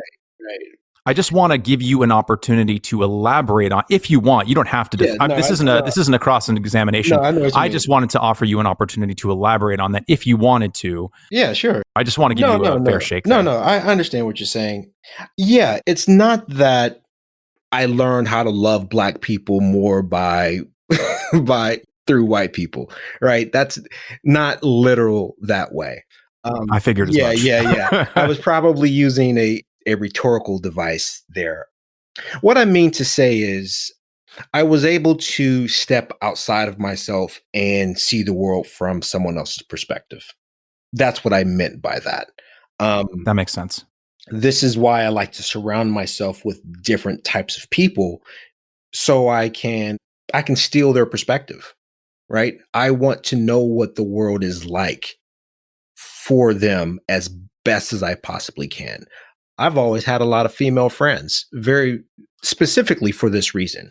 I will never know what the female perspective is, despite whatever's going on with the conversation about trans. I don't really get into it. I know that I will never understand what it is to be born a woman, live a life as a woman, all that. So I keep women around me to talk to learn from. When I moved to Oklahoma, and I had a chance to make very close, authentic, personal friends with white people, or with people who happen to be white, I was able to see the world from their perspective. I was able to understand how they grew up, things that they were doing as they were growing up, the environment, the world, why everyone in Oklahoma is conservative, even if they're liberal. Just really seeing the world from their perspective. And so here's this word that I would just use freely all day, every day. And now I can't use this fixture in my vocabulary. I can't use it anymore because I'm very consciously not with, quote unquote, my people. And so I can't just use that word. Now, mind you, I'm gonna make it like weird for people. I wasn't the only Black person in my group of friends. We had other Black people. One of my close homeboys. This is in Tulsa? This is in Tulsa. I knew a bunch of musicians and stuff. So my close homeboys, Black dude, he said it all the time, right? No one thought anything of it. this was just how he spoke. Me, I'm a little bit more self-conscious. I was just very conscious of that word because I have to be conscious of it because I'm hanging out with my friends and then I'm going to work in corporate America, or I'm literally on the phone with my friends and I'm hanging up and then I have to go talk to my manager, right? So I'm very, very aware of my placement of words all the time. And then also I have a thing with words just as a aside, that's a whole other story. So I'm very conscious of what it is that I'm saying and how I'm saying it, furthering my communication with people. And so I'm looking at the world through the perspective of non-Black people. Now that I'm in their environment, I have time and space to really see that word and the use of that word from the outsider perspective. And I was just like, you know what? It's just not consistent with my integrity and the way that I feel about my friends, my people. Just for instance, I don't insult my friends, period. I don't call them idiots and dummies and morons and all that sort of hazing stuff that goes back and forth between some people. I don't do that, right? I don't do it. So it's not just the N word. I don't speak about my friends or talk to my friends in negative or in put downs or any of that stuff, because I always want my friends to feel uplifted. I want every word from me that they remember to be one of motivation, of love, of respect, of upliftment. So I can't use that word to my friends and to my people. I can't call them idiots. I can't call them dummies. I can't call them whatevers. It's a general elevation of respect to match my self-imposed integrity, if you will. Yeah, I'm picking up what you're putting down. Yeah. That last bit, I can definitely relate to it in that there, in high school, there were some friends in my friend group that would use like insults like the ones you were describing, like not exactly like idiot or dummy, but like just little jabs here and there that they thought were being taken by everyone receiving them like in the spirit they intended them. But over time, that stuff can kind of build up. And I remember I actually had to confront a friend of mine who had been doing it for like years. And I wanted to be like, oh, I'm cool with it. Yeah, like that's totally fine. And he's doing it to everybody. Yeah. So like, I don't want to be the guy who pulls him aside and asks him to stop because I don't want to be the weak one, you know? But after a while, it was really getting to me because he was saying everything in jest, but he was still making fun and in specific ways that were specific to the individuals he was talking to. And I remember when I had to confront him about it, you know, I was just like, hey, it hurts when you say these things. And he was like, oh, but you know, we're friends, right? And I was like, yeah, I know. So can you stop? Right. And he got defensive at first, but we eventually talked it out and he stopped. Yeah, I think that's the trick with language in general, right? Like I'll never understand what that word means to anyone outside of myself. But I do understand how oftentimes the way that a person intends for a word to be received and the way that that word is received by the person receiving it can be two very, very different things. Yeah. And unless you check in with that person and ask them, when I'm saying this to you, how are you receiving it? That's a conversation that I think needs to be had when you care about the people you're saying it to. Yeah, absolutely. I think one of the things that we do is oftentimes we have a higher level of consideration and respect for complete strangers. And the people we love the most are the ones who we attack and we beat up and do all this other crazy crap with. And it's like, man, dude, these are the people you should be showing the most love, the most affirmation to. So I don't want to preach to anyone, right? When people say it, I still have friends who say it. I'm not the grammar police. I'm not shaking my finger and telling them what to say or what not to say. I'm out here trying to demonstrate the best that I can, how I think people ought to be. And I show strangers an immense amount of just default respect, consideration, whatever. And I don't lessen that when I'm with my friends. It's even more so with my friends. You're going to get more love. You're going to get more compassion. You're going to just get more. So yeah, it's a weird thing. I'm weird like that. I'm very high on, this goes back to Otis, right? I'm very, very high on respect. I don't like people touching me without invitation, of course. I don't like people talking to me any old kind of way, right? we're going to have a conversation about it, and we can do whatever else that you want to do as a result of that too. But I'm going to set a certain standard. I'm going to make it very, very easy for you to meet that standard and very, very difficult for you if you don't. And so I demonstrate that by just leading off with an overabundance of respect and consideration.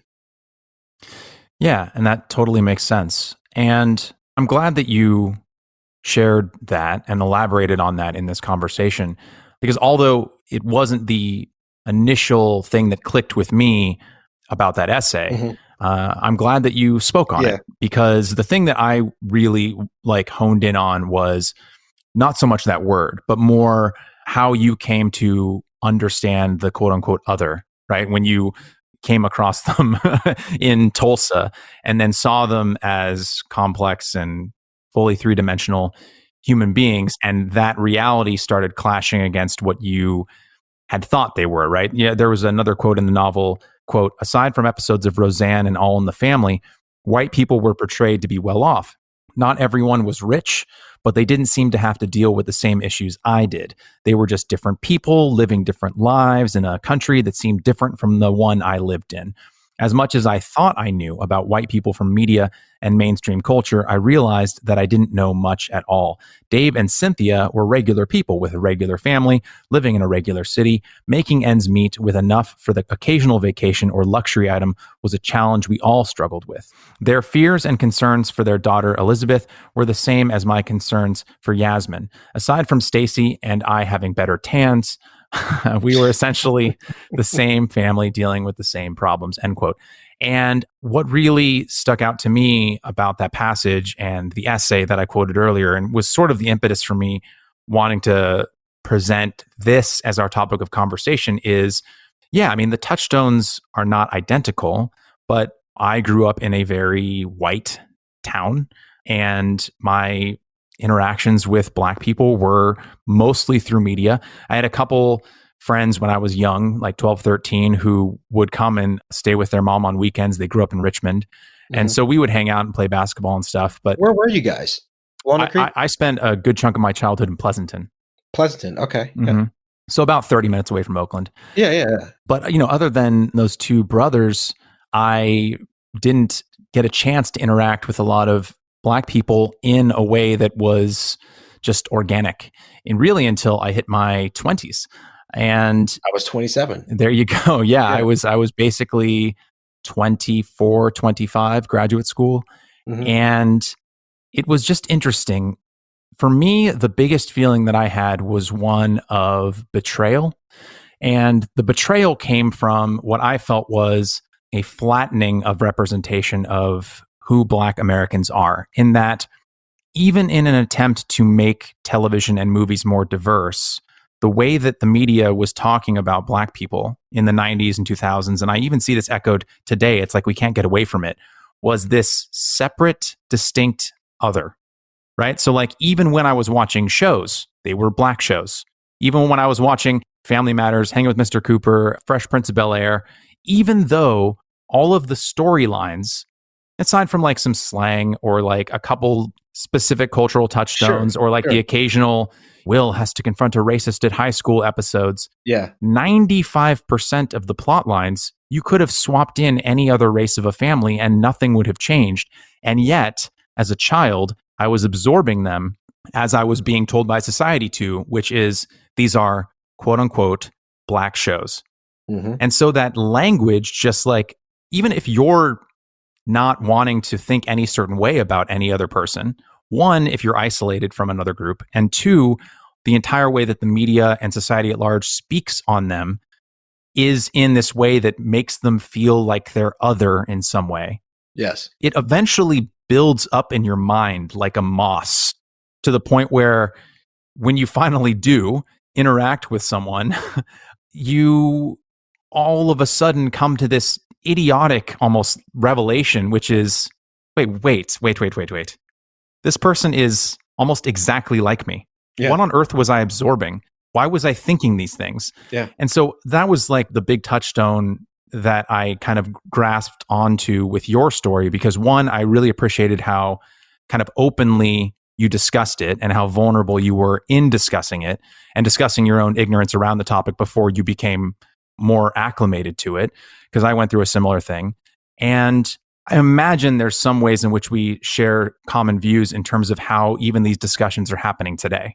Yes. I'm very disappointed in the discussions today, largely for the sentiment that you highlighted, in that we act so familiar with each other, yet we have no idea who we actually are. And I'm saying that very, very generically. As you were saying, we see Black people on TV, or we see white people on TV, or Hispanics, or Asians, and we see it so often, and we see these depictions so often, that we think that this is how those people are. And I say that with no disrespect or condescension, just as a Well, that's the plain message use. society sends. Yeah, Those but as a people. Yeah. exactly, as a plain use of grammar. But Yep. yeah, it does become those people, because it's, as you were saying, it's always framed that way. Here's the thing that's somewhat unique about me is I don't like or trust anyone, right? Anyone not me is a stranger. So the fact that you're Black, white, or Asian, it doesn't really matter to me, because you aren't me. I'm very, very detached from the rest of humanity in a lot of ways. I grew up around Black people. Obviously, these are my friends, these are my family. And so you know them intimately, of course. But when it came to other type of people, there was always just sort of this, even though there was some bit of othering, it wasn't necessarily like white people were othered specifically. No, they were just a specific type of other to me, because everyone not me was another. And then you factor in the fact that I went to a very mixed school, so I was able to interact with people on a day-to-day basis. I saw that white kids aren't smarter than anyone. Asian kids aren't smarter necessarily than anyone. They put more effort into it. I can say that. I knew a couple of Asian kids, and it's like, man, you guys are really, really going hard in on this, aren't you?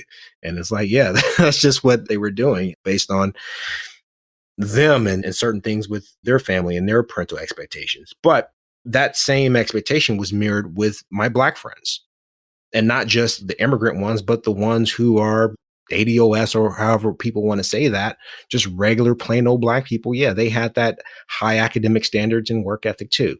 When it actually came time to meet other types of people, even though there was sort of a bit of a othering, one, I didn't really trust the media, and I knew what the media was saying about Black people wasn't necessarily true. So there was always that caveat for other people that what I was getting from the media wasn't exactly true. I knew enough, or was familiar with enough white people to know specifically in certain ways, yeah, that they're three-dimensional people and not just these caricatures that you see on TV. So all of that sort of combined to make me very open to the idea of going to Oklahoma for work, right? I wasn't necessarily concerned with the social aspect of it, because I was going for the money. And anyone knows me that when it comes to money, yeah, that's the number 1, 2, and 3 priority. Everything else is, yeah, I can just deal with it. It made me very open to have this experience.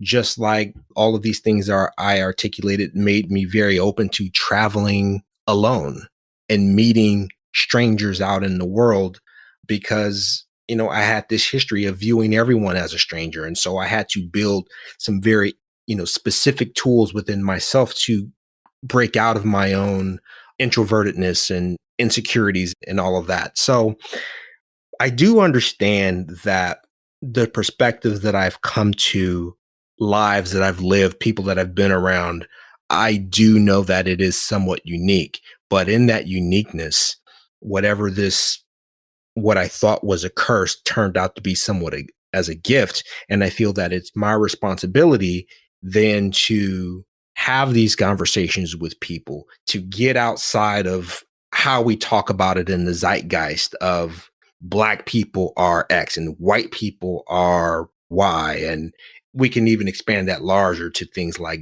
the left and the right and all these different things. I pull back from that because I know too many people. right? I know too many individuals personally to put any weight into these overarching, slightly condescending and negative depictions of all of these various groups. I know the media is lying about Black people, so I cannot trust what they're saying about anyone else. Yeah. And that's something where, especially when I hear the messaging today, I'm so grateful that I'm not that kid in a predominantly white suburb in the 90s, because I would have taken it all as truth. I would have heard the specific voices that were being elevated to say specific things about entire groups of 40 to 50 million people. Yeah. And I would have been like, well, I don't know any. So sure. Yeah, that sounds about right. I mean, I'm watching these shows that are categorized as Black shows, and I'm seeing these quote unquote Black comedians, and everything was being segregated. Even when TV was becoming more diverse, it was still segregated in how it was marketed and how it was set up and how it was written. And so if this same messaging that we're experiencing today had gone out over the airwaves to me as like a 13, 14-year-old white kid, Yeah, I would have just bought it.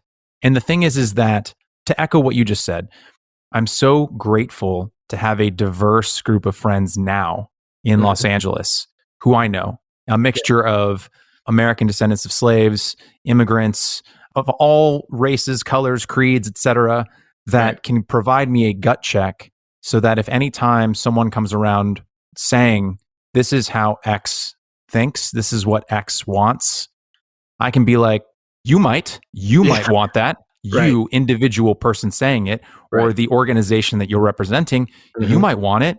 And more power to you if you do. In the same way that we were talking about earlier. If people want to move to a place and vote for their interests, 100% support it. If people want to go to a certain college or pursue a certain interest, 100% support it.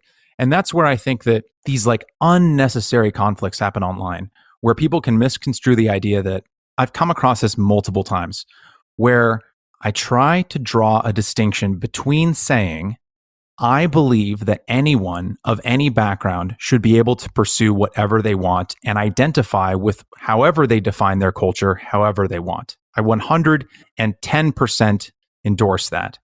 Where I begin to get perturbed is when people then try and speak on behalf of others and say, this is what we want and this is what they do.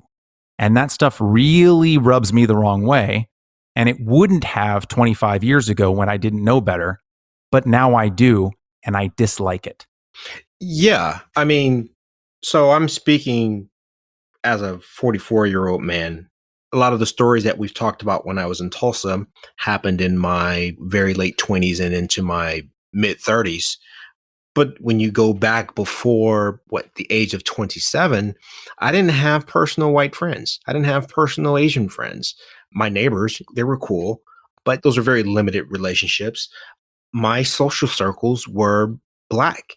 And it wasn't that I was necessarily more enlightened so much as that, other people really just didn't come up. White people were people that you dealt with at work, or Asians, or, the Asian lady that was at work, or there was a sushi restaurant we would always go to and we were great with them, or we go down to the truck and grab burritos and everything. They serve them out of trucks. I mean, you're in California, street food. Everyone sort of had their place, but the Mexicans were doing Mexican stuff. We didn't care. Go do that Mexican stuff. Sounds great because we hear the music, sounds like it's a party, and we're going to come by and patron your businesses because you have a product that we want. It was sort of everyone just kind of living these separate lives and no one cared. And that's fine. That's actually real cool if that's what it is that you want to do. Everyone sort of live in their homogenous communities and you feel loved and supported by this very homogenous community. Sure. Good luck with that. You go out to other communities and you want to, try their food or listen to their music or whatever. Sure. It's all love and all respect. But I have a problem, as the same as you, is when people start speaking on behalf of their particular group. You're right. It's like, man, no, we all don't want that. Or you have a formulation of it that differs from mine, or the further implications of this thing that you want, I can't go there with you. Or the same from outside, of where outside people are like, all of you are like this and all of you want that. It's like, man, dude, don't put that on me. You don't want me putting that on you. Don't put that on me. But we are at this place of where, and it's intersectional now, right? This new word that's come up. So it's not just that you're black and white. It's, are you black traditional? Are you black progressive? Are you a black socialist, communist? The same thing with white or Asian people. Do you have this larger sort of loyalty and affinity to the black community in general? Or is it very specific to ADOS or the Haitian community or the Dominican community, who don't consider themselves to be black, but many of them are darker than me, right? I think we all are sort of wrestling with the legacy of our heritage and the fact that we love our family and we love our language and we love our food and we love our music and we want to champion and uphold these things versus our individual passions and desires. To some people just love salsa music. Black people who grew up in Oakland, it's like, man, I love salsa or I love merengue, and I'm going to spend all my life and my time dedicated to this art form that's not of my heritage. Or you have someone like Eminem, who so loves black culture and black music that he became one of the most prolific artists in a quote unquote black genre, right? It's very complex trying to decide or trying to figure out where your culture and your heritage ends and your own individual wants and desires and needs, where they begin. I give people space wherever they are on that spectrum. I give them as much space as possible to figure that out, so long as it's done with respect and consideration for all the other people in the world wrestling with that same thing. That is exactly right, Rock. I couldn't have said it better myself. I think the thing that I would add on that, just as a yes and to what you just said, is my sister, a little younger than me, and she's much more active in Armenian events and Armenian organizations and memes and things, and all respect to her. And I support her in pursuing that, right? And I get it. I think she's trying to be more in touch with something that can feel distant since our ancestors came over here 100 years ago. Yeah. And I think what you said about people trying to navigate what their culture means and how close or far, quote unquote, they should be from it, and what do they owe to it, and what does it owe to them? These are very human questions. And the Black American experience in relation to culture is but one version of that same struggle that all of us go through. For me, I just explicitly, because of who I am, I don't know what it is about what makes me me, but I explicitly, I'm not ashamed of my family history. I love that my ancestors sacrificed and did what they had to do to escape terrible conditions and bring me here and give me the life that I have. All respect to them.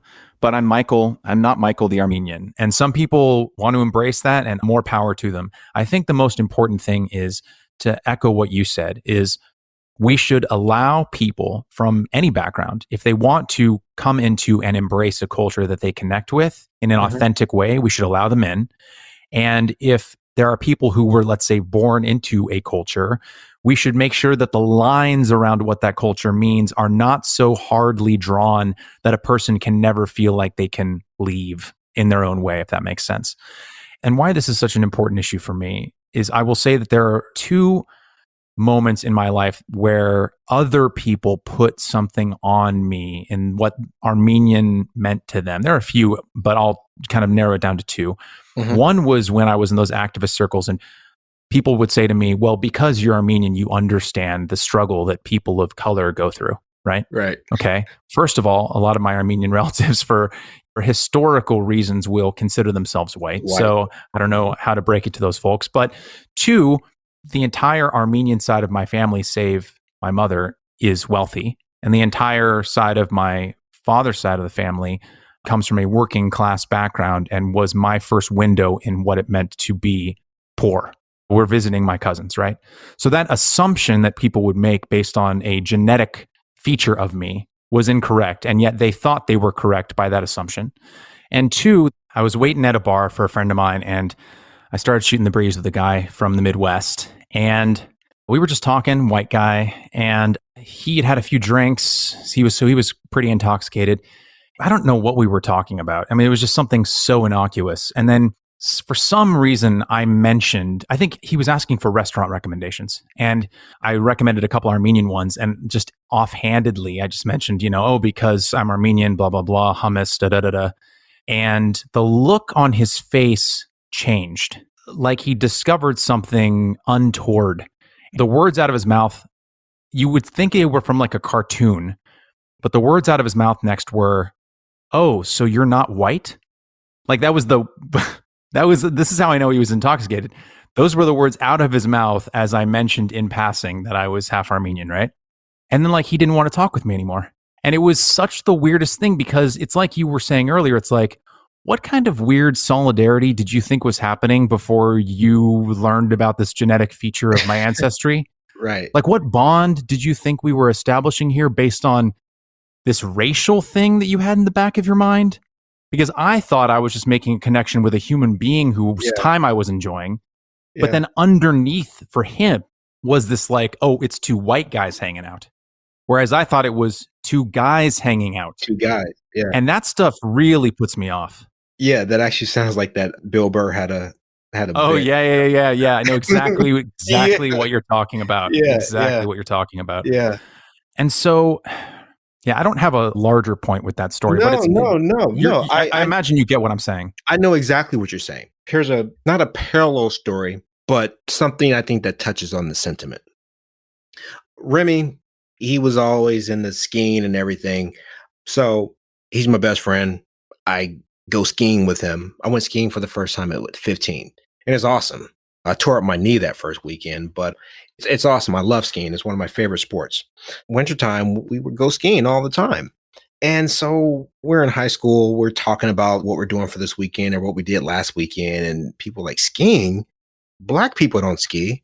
So I would pause and I would just, long story short, my sentiment was, I'm Black and I'm going skiing. Therefore, Black people ski. And that was my shorthand way of saying is that Black people do whatever it is that we damn well feel like doing. And if you are limited in the scope of things that you want to try or you want to add to your palate, fine. Be comfortable. Do whatever it is that you're going to do. But me, I'm going to do whatever it is that I want to do. And by definition, if I'm doing it, Black people are doing it because I have the blackest name out. If people want to check my ADOS score is a thing that happens, which I hate. Wait, there's a score? People will ask you, because obviously you look Black, but are you descendant of slave Black?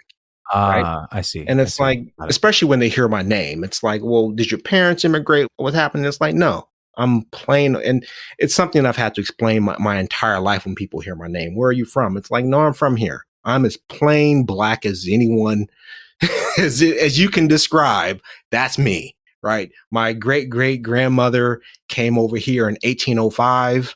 The whole thing is Black as American Black as you want to be. Do you find that the confusion will happen in that do immigrants or descendants of immigrants ask you that question as well? Well, no. Well, it's different because so this is one thing that Black Americans don't necessarily realize is that we stand out. We look physically different from other Black people in the world. You might meet someone from Africa and you're like, well, that looks like my cousin. That looks like me. Yeah, sure. I'm sure there is a lot of similarities and overlaps. But when you're like an American Black person for all that means, and you stand in a group of Nigerians, it's very clear who's not the Nigerian. When you're standing in a group of Haitians or Jamaicans, it's very, very clear. We have a look about us. So all of that is to say, I'm as Black as anyone can be, how anyone would want to define it. But as an individual, because I'm so comfortable with being Black, and because I know the end game of all of this is for Black people to be able to do any and everything that we want to do, just like the so-called non-oppressed people in this country, well, I'm going to go skiing because it looked like fun.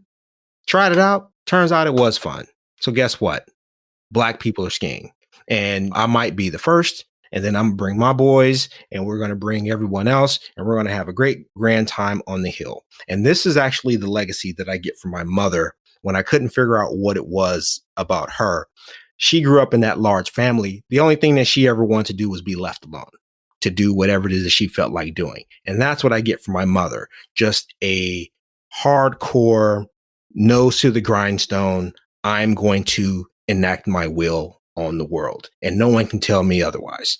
So to parallel back to your story of how you're saying, yes, you're Armenian by heritage, but you're just trying to live life. I definitely understand that because, yeah, I'm just trying to live Rock's life as best that I can. And going back to that story from my book, when my 7th grade teacher was just like, yeah, that black boy back there. It's just like, damn, dude, really? That's it? That's all you got? Right. That's all I am to you. Yeah. And it's not that I have a problem with being black. I love being black. I wouldn't trade being black for anything with all the supposed problems that we have. Sure, fine, whatever. We have problems. Everyone has problems. I like the black problems. I love this life. So I love all that. I expect all of that. Everywhere that I go, I'm always going to represent the best of black people. Black excellence, we call it, right? But outside of all of that, you're going to deal with me. You're going to deal with my interest. You're going to deal with my wants, my desires, my idiosyncrasies, my assholishness, all that stuff. You're going to deal with me as an individual. So yes, while you see me as a representative of my heritage, as an avatar for all the best things that I've learned from my heritage and my people and this journey that we've been on in this country, while I do represent that and I want that to be respected, that doesn't even get you into the front door. You could probably ring the doorbell, but there's so much more that you have to learn, and it's going to be tough if all you can see is the fact that I'm a black guy. If that's all you can see and you think you have it figured out, man, I'm going to hurt your feelings. So yeah, it is tough balancing all of that because, as I was saying before, I'm focused on money and I'm focused on doing what's best for my family. So I don't live in black neighborhoods. I live in Manhattan, which is the most non-black neighborhood in the world, right? It's, the Upper East Side. There's not really that many black people up here, but it's close to work. It's the best school district. It allowed my daughter to go to an excellent high school, but I feel the separation from other black people. I feel, obviously, all the friends that I grew up with, they're back in California or out west or maybe down south some places. I feel that separation, right? I love these people. It's not necessarily that they're black, but these are the people that I've grown up with and who I'm most comfortable with. But I had to leave them to pursue the fortunes of my family. And so it happens when I look around that the best resources that I can provide for my daughter happens to be in a predominantly, not just white, but a very mixed environment. It's not exclusively black. And I look at my daughter, who is black in her own right, the way she defines it, but she didn't grow up in the church the way I did. So there's an aspect of that heritage that she gets and understands at a very surface level, but she didn't grow up in church the way that I did. She didn't hear the preacher say, I'm about to wrap up, and knowing you're going to be here for another hour because I'm about to wrap up is not a quick 10, minute wrap up. She didn't have to go through that. So she doesn't understand that unique aspect of heritage. She doesn't understand what it's like growing up in predominantly black neighborhoods. She doesn't understand that. And so I do wrestle with what are the things that one just picks up from their environment that is beneficial to one's understanding of not who they are per se, but the legacy and the heritage that brought them into this world, having a deep understanding of that versus whoever she is as an individual. And I focus so heavily on providing her the resources to be the most aspirational or self-actualized version of who she is as an individual. I'm always thinking, man, did I do enough to impart the rich heritage that she comes from? And she decided to go to Howard University all on her own. I didn't push that. I went to Morehouse, but that was my school. I didn't push anything on her, and she decided to go to Howard because she felt that the best place for her to, again, be self-actualized within herself is to go to this predominantly Black environment to advance her studies. Not just her studies, because she's an A student with excellent SAT score. She could have gone anywhere, but she chose that place because she was like, this is the place where I can go and learn things that I may be missing. And it's like, right, I didn't have to do that. My job was to make sure that she was empowered to do the things that she needed to do for herself. And wouldn't you know, it all comes back into a circle. And it turns out that her self-actualization at this point in her development is to surround herself with Black people, doing her studies, advancing her career, and just really sort of immersing herself in that environment to experience what it's like. Yeah. I think the key thing is that as long as everyone is able to go on their own journey and relate to their familial historical culture in the way that they want to, I think that's the key thing. Yes. Like whether it's your decision to ski or your daughter's decision to choose Howard over Harvard, you are making that decision of your own volition, not based on pressures from the outside, as your daughter is making the decision on her own volition. And so her relationship to the culture and your relationship to the culture are authentic because they're choices you're authentically making. Exactly. And yeah, I mean, I can't say anything more than that. That's a perfect summary for that. I'm going to steal that from you. Have at it. But yeah, this is something that I spoke on with Aisha Kambi, who is a British woman of Nigerian descent. Yeah. And we talked about the tension that exists between immigrant parents and their daughters and sons, and that negotiation that happens when your child is acclimating to the new culture of the country you move to, right? I've struggled in articulating this similarity, but the thing you're articulating is similar to what, in its emotional core, similar to what immigrants and immigrant generations go through. And I hope I'm not speaking out of turn here, which is similar to what I believe through observation is happening with Black Americans as the barriers of entry and segregation and discrimination begin to fall away, which is wrestling with the question of, what am I to myself? What am I to others in my community? How do I define myself, and how am I viewed by others? I'm just me, but I am obsessed with the idea of identity and how we wrestle with that concept.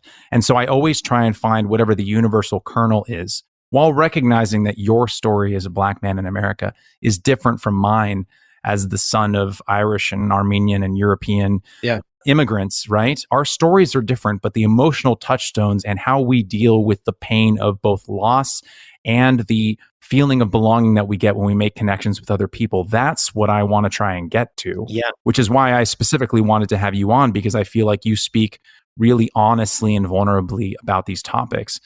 And there are a host of other things that I wanted to talk about that were from your biography, specifically the bits about therapy and depression, which, we could dedicate 2 hours to talk about that, because my relationship to those topics is very real and raw for me. And I would love to, reading about, reading about your just feeling of needing to love yourself and needing love from other people and how those things affected you and how you reflected on them. Like, man, you could have been writing about me in the way that you were talking about it.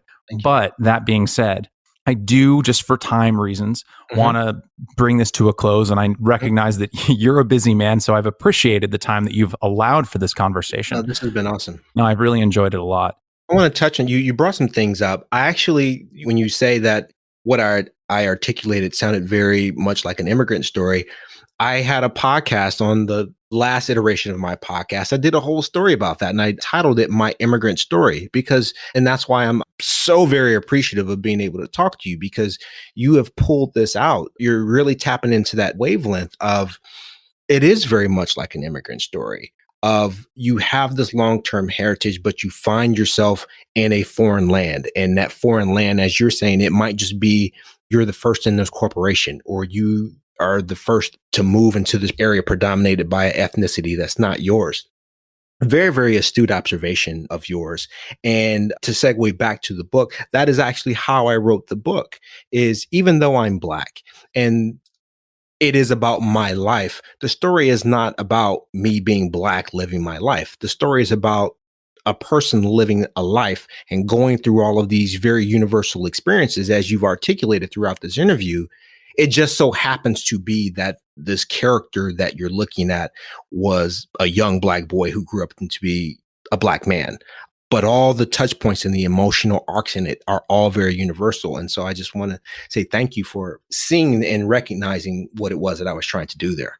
Oh, of course. Well, thank you for writing a book and essays that are so open, because I think that that's both a ability and a choice to be able to write about your own experience in ways that are not just focused on, okay, let me write down the specifics of my life. It's a conscious choice. And I'm saying this as someone who comes from a writing background.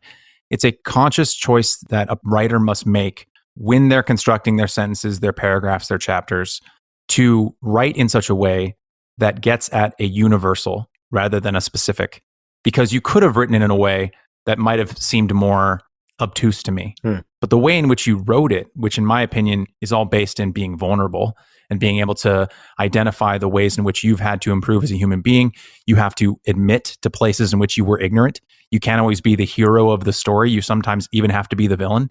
You have to recognize when you've misstepped. You have to recognize when you've wronged people or even wronged yourself. And so if you hadn't, and I, this is going to be the Michael Compliments Rock podcast, but it really is true. To write something that other people connect with has to start from a place of vulnerability. And that vulnerability does not come easy. So I want to just recognize it because it's hard. It is hard to put yourself in a place where other people might judge you. And it's hard to open up wounds that you've been trying to close and let other people see them. So thanks, Rock. I appreciate it. Man, I appreciate that, man. That's awesome. Yeah. So but you got a question, your last question. I do. I got my last question. Yeah, I wrap out every chat with this one, and I think it's especially relevant to the kind of writing you do and the introspection that you practice. We're limited as individuals in all sorts of ways. We're limited in our time, our energy, and often in our capacity for empathy.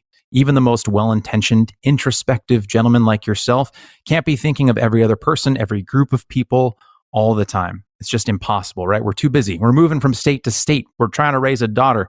We're in relationships. So is there someone or a group of people in your life or in the world at large right now that you would like to take a moment and offer empathy to? Oh, wow. So many people. One, we can just start off with everyone who's really been negatively affected by COVID and the lockdowns. I've been very fortunate to keep my job. I've had to outlay extra resources to help family members and friends stay afloat, but that is a privilege that I have enjoyed. And I understand that not everyone has had that opportunity. So I have a deep well of compassion for the struggles and the anxieties that come with these situations.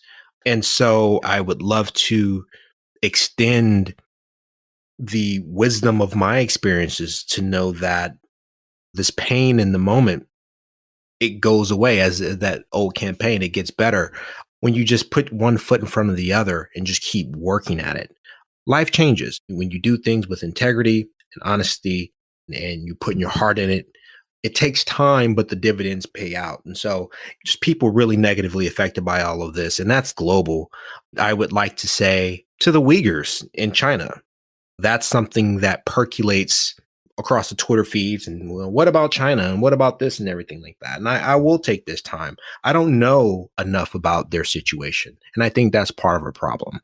I think this world has experienced far too many genocides and just atrocities that way. And we always say that we're not going to do it again. And then the next time it comes up, we're going to do something about it. And it happens. And then everyone gets paralyzed and forget what it is that they said that they were going to do. I don't have any answers for the Uyghur situation. And I wish that I did, because for all intents and purposes, it seems that these people are just living their lives and they have a government that views them as an enemy and is unbound by any sense of morality or fairness.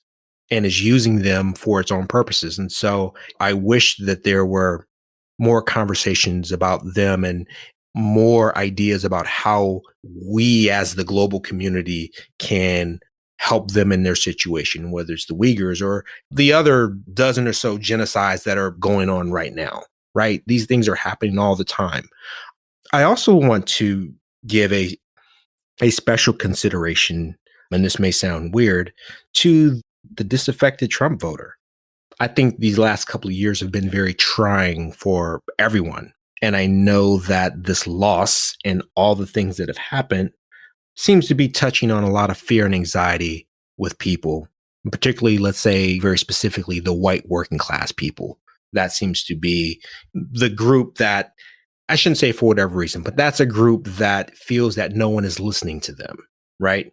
And I want to sort of extend to them the olive branch or the understanding that, not in a condescending way, but welcome to the club.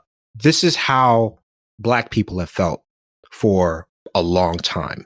This is the impetus behind feminism and women wanting to be heard and more rights, and Asians as they are learning to find their voice within our social structures, and Hispanics. Welcome to the rest of us.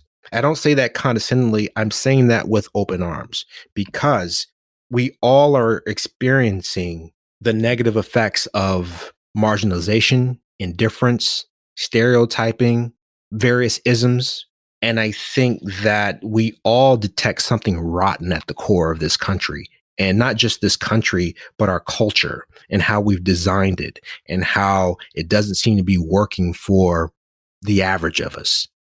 And so when I say welcome, I'm saying welcome to the rest of America.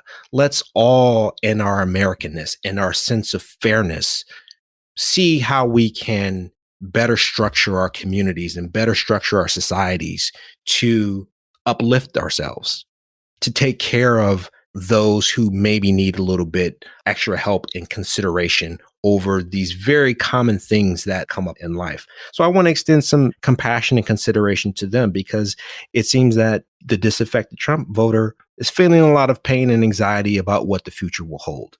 And it's like, it doesn't have to be scary. It will be challenging, but there's opportunity in the challenges.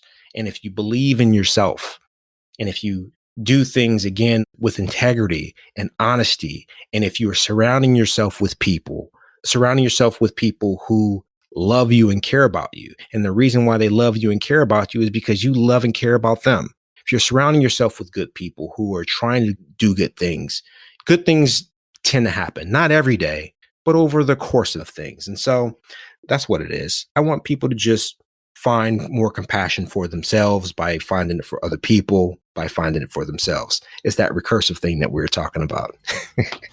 Well, thank you, Rock. Thank you for taking the time to speak with me. Thank you for the writing that you're doing and for the message you're getting out there, both in Twitter and elsewhere via your podcast. I think you're tapping into something very real and universal, and I appreciate the voice that you're adding to the conversation. So thank you again for coming on the show, and thank you for your work.